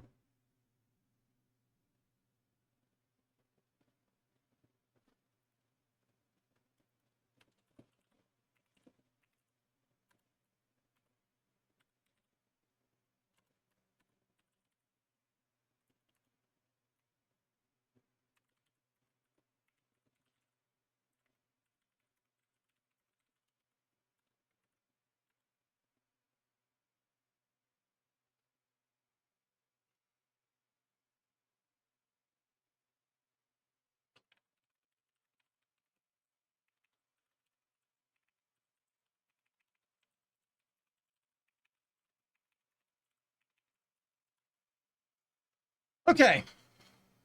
Yeah, Phil, we did need this 3 hours ago. That seems to be adequate. Dude, I would call this pretty damn adequate testing. That seems right to me. Yeah, that's...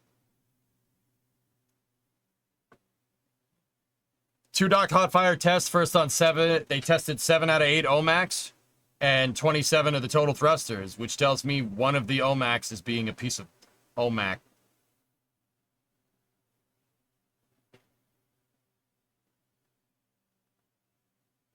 Dude, I mean, it seems right to me. What's the Matt Dace range Starliner can stay in space for? When Crew 9 goes to launch, they need to vacate. That's in a couple of weeks. Sounds like Boeing's confident, but NASA isn't quite there. Well, Boeing and NASA did these tests together, Burger Bomb. Oh, that's what I forgot to tell you guys. NASA has had their hands so far up Boeing's ass since the OFT-1 fiasco that NASA could be using Boeing as a sock puppet. Oh, I should have mentioned that. Crap! Oh well, I have to do it next time. Dude, they've been like that because OFT-1 was a colossal failure. Like, yeah. Like, if NASA spits, it's coming out of Boeing's mouth. At least, dude, seriously, they were like, yeah, we have no faith. In 2019, they were like, you guys don't, we gave you a long leash. No, we're running this now. Seriously, that's what happened. That would have been epic and slightly disturbing. Right. Hey, sometimes I conjure up images that make it so I make sure that I drive my point home so you'll remember it. That is entirely calculated and done on purpose. Also, Shenryu Raiders, if you're still here, thank you so much for the raid. It's always annoying when, not annoying, it's always hard for me when a raid comes through when I'm doing Flame Trench, but guys, if there's any Shenryu viewers here, you guys rock. Thank you very much for staying with me. And Shen, I appreciate you, dude. You're a good dude. Appreciate it. I got so much brass up my butt. If I played the Star Spangled Banner, it'd be coming out of my mouth. 22 cars and a boat. How did you sink a boat? Okay. No drugs. So the money. Yeah. Miles, I know what that means. That's why I'm the captain. Yeah. Just remember your pain points. Remember your pain. Dude, that movie's so good, man. That movie's so good. Oh! Yeah, no, I did shoot. Yeah, no, I did a lot of shooting. Oh! Somebody shot you in the ass. Yeah, I know, Mike. There's a big chunk missing. We had fish. It was grouper.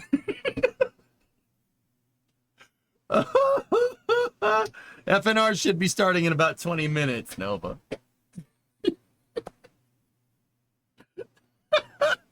I'm watching that after work.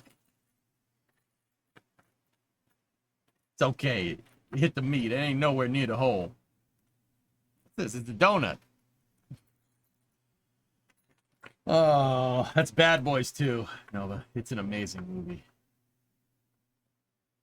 You've not seen Bad Boys 2?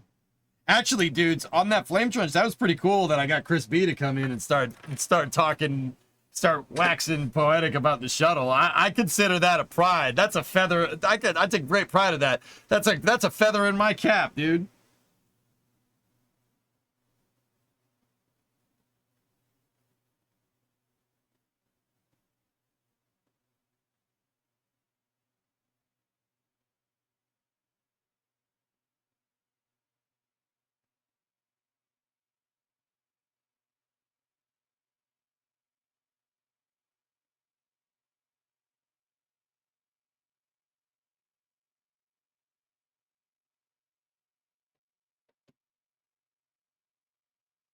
I'll add that to the watch list. Oh, dude. I'll be honest with you. Bad Boys 2 is a movie you watch on a Friday night during the summer. You should go watch that after racing. What plane should you buy first? What? I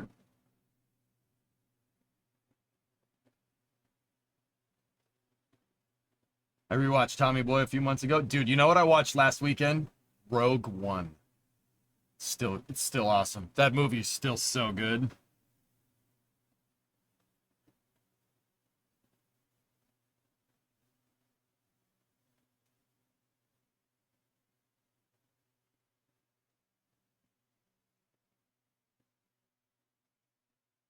Give me 1 second. I'm talking to my brother-in-law.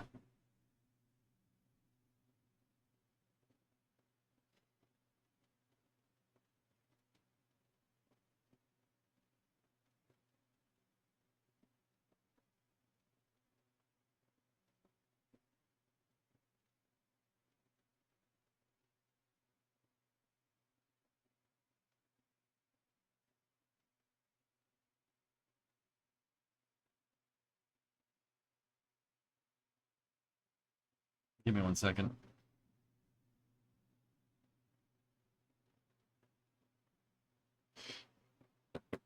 Pacha, where did you... Oh, God.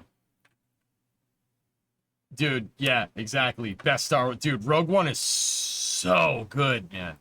It's so good. Yeah, like, I'd seen it a couple of times prior. What the frick? You got fudge from Uranus, Pacha? Okay.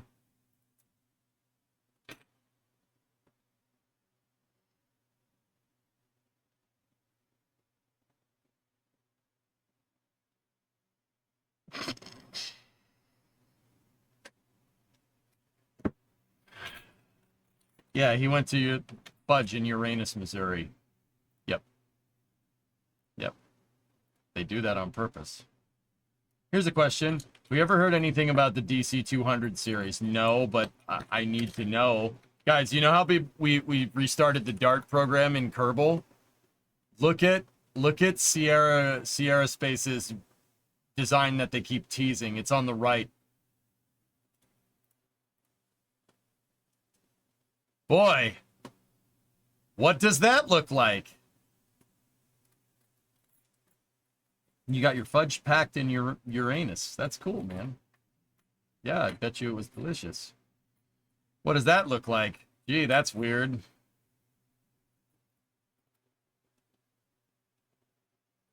I don't know if I should be upset about this. That looks very, very similar to Dart Day. Dude, I am actually... Okay, quick side note. I know I'm bouncing around between Rogue One, this, and that. But, I am just going to say, that wind tunnel thing.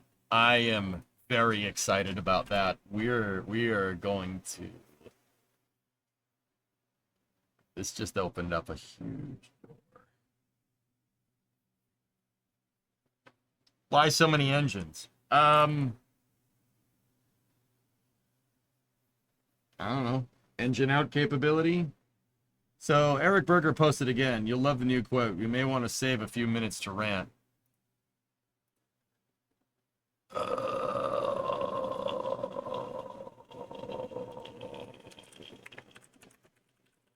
does this guy want? What does he want?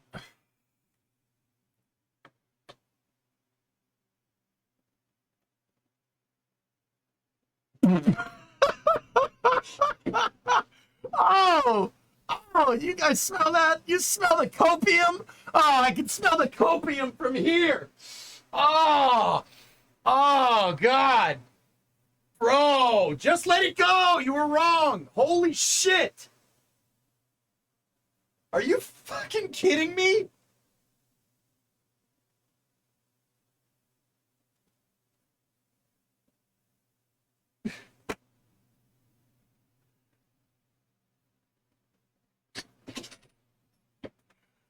Dude. Oh. I'm sending this to Chris B. I'm sorry. I'm sending it to Chris B. Yo.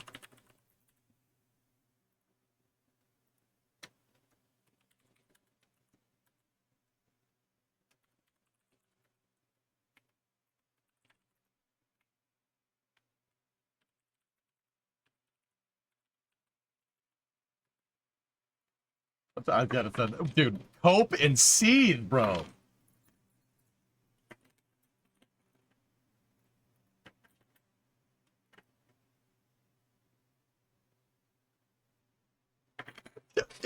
No, no.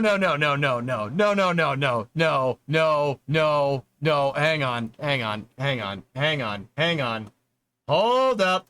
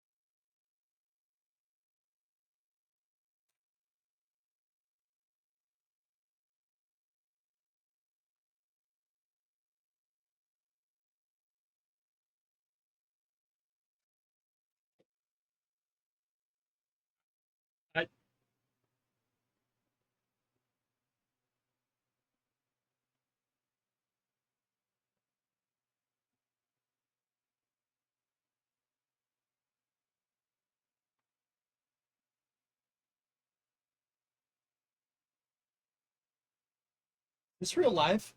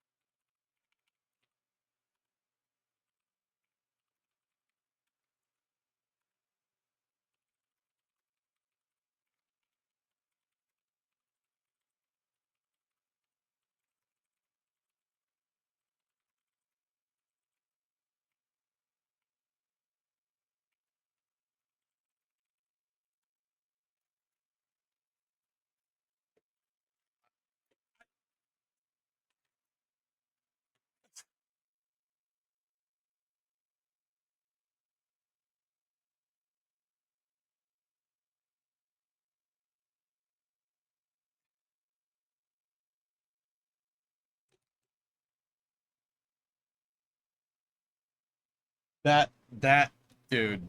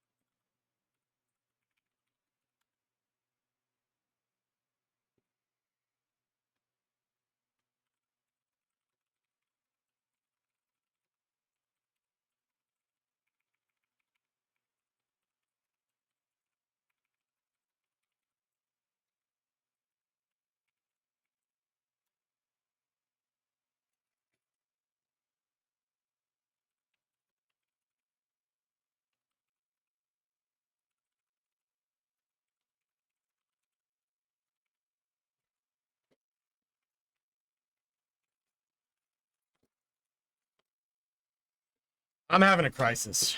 I'm enjoy the in I'm just I'm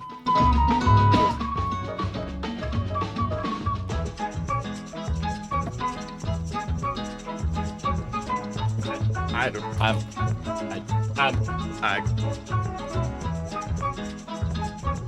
I'll be right back.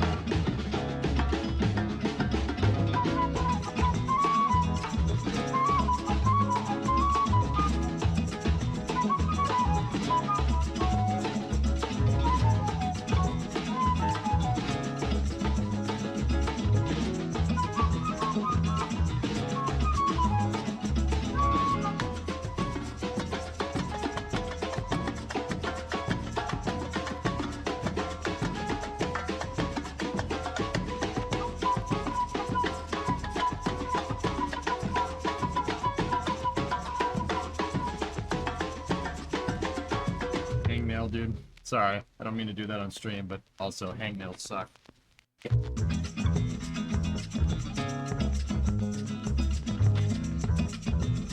Are we cleared for after hours? Yeah, sure, why not? Well, we're about to pop into Discord, so yeah. Bringing up for the class? How many of you are here? Yeah, sure. Why not? I brought enough for you to watch me drink. Does that help?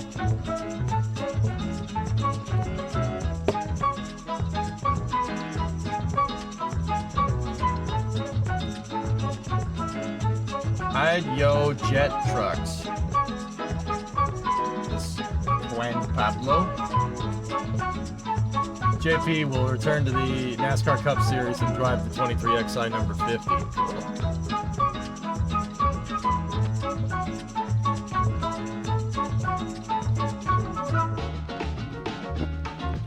You're 4 deep anyways?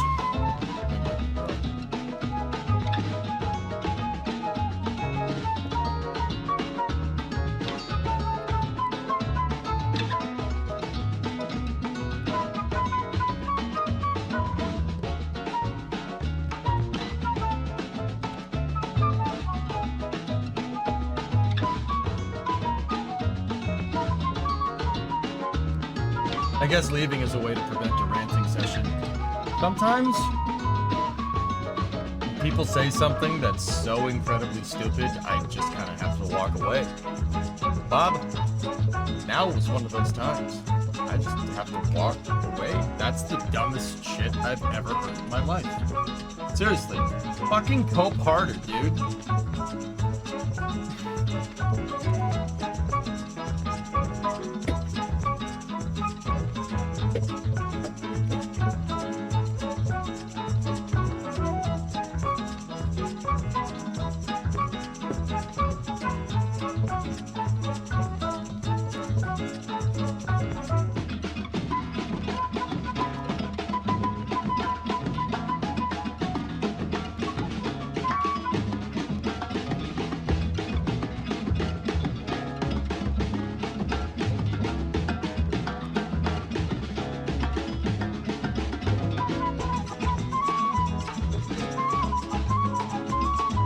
Hardest copium I've ever seen.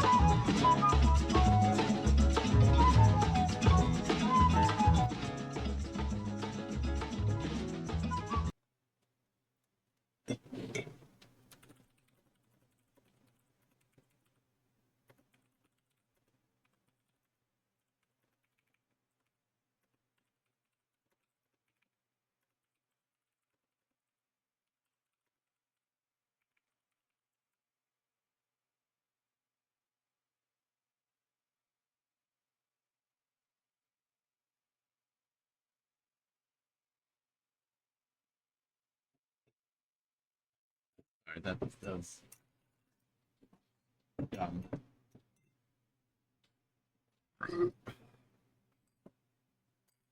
Sorry, I'm just getting this.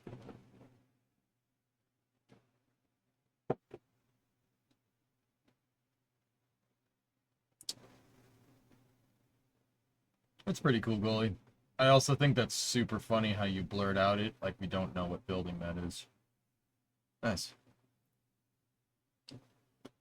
Still cool though.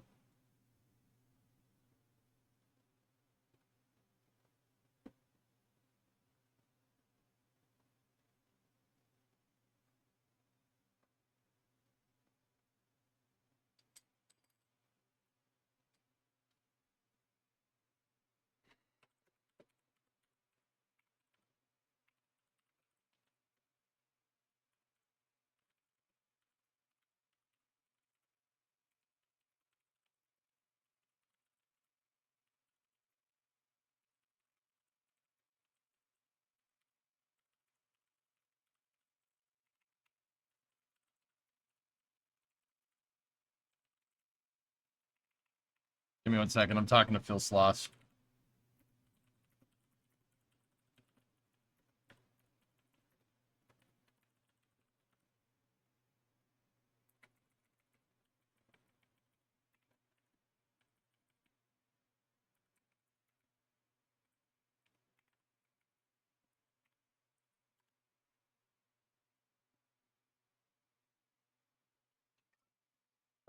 Did Brimo bring back any tea or crumpets? Brimo brought back Jaffa cakes, which I promptly ate. Did you see the blender video I sent? Yes. Yes, I did. I don't use blender, though. That's the problem.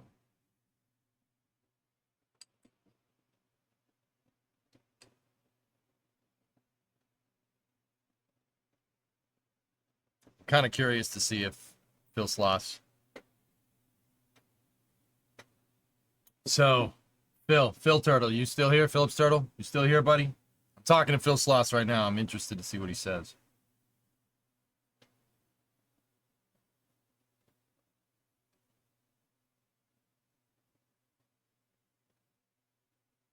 Yeah, that's what I thought.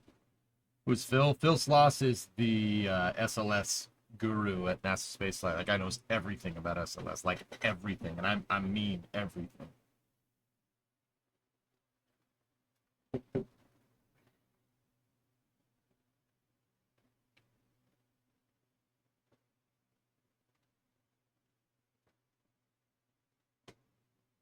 No, not that Phil. You walked that. I don't think that Phil is an expert on SLS. I mean,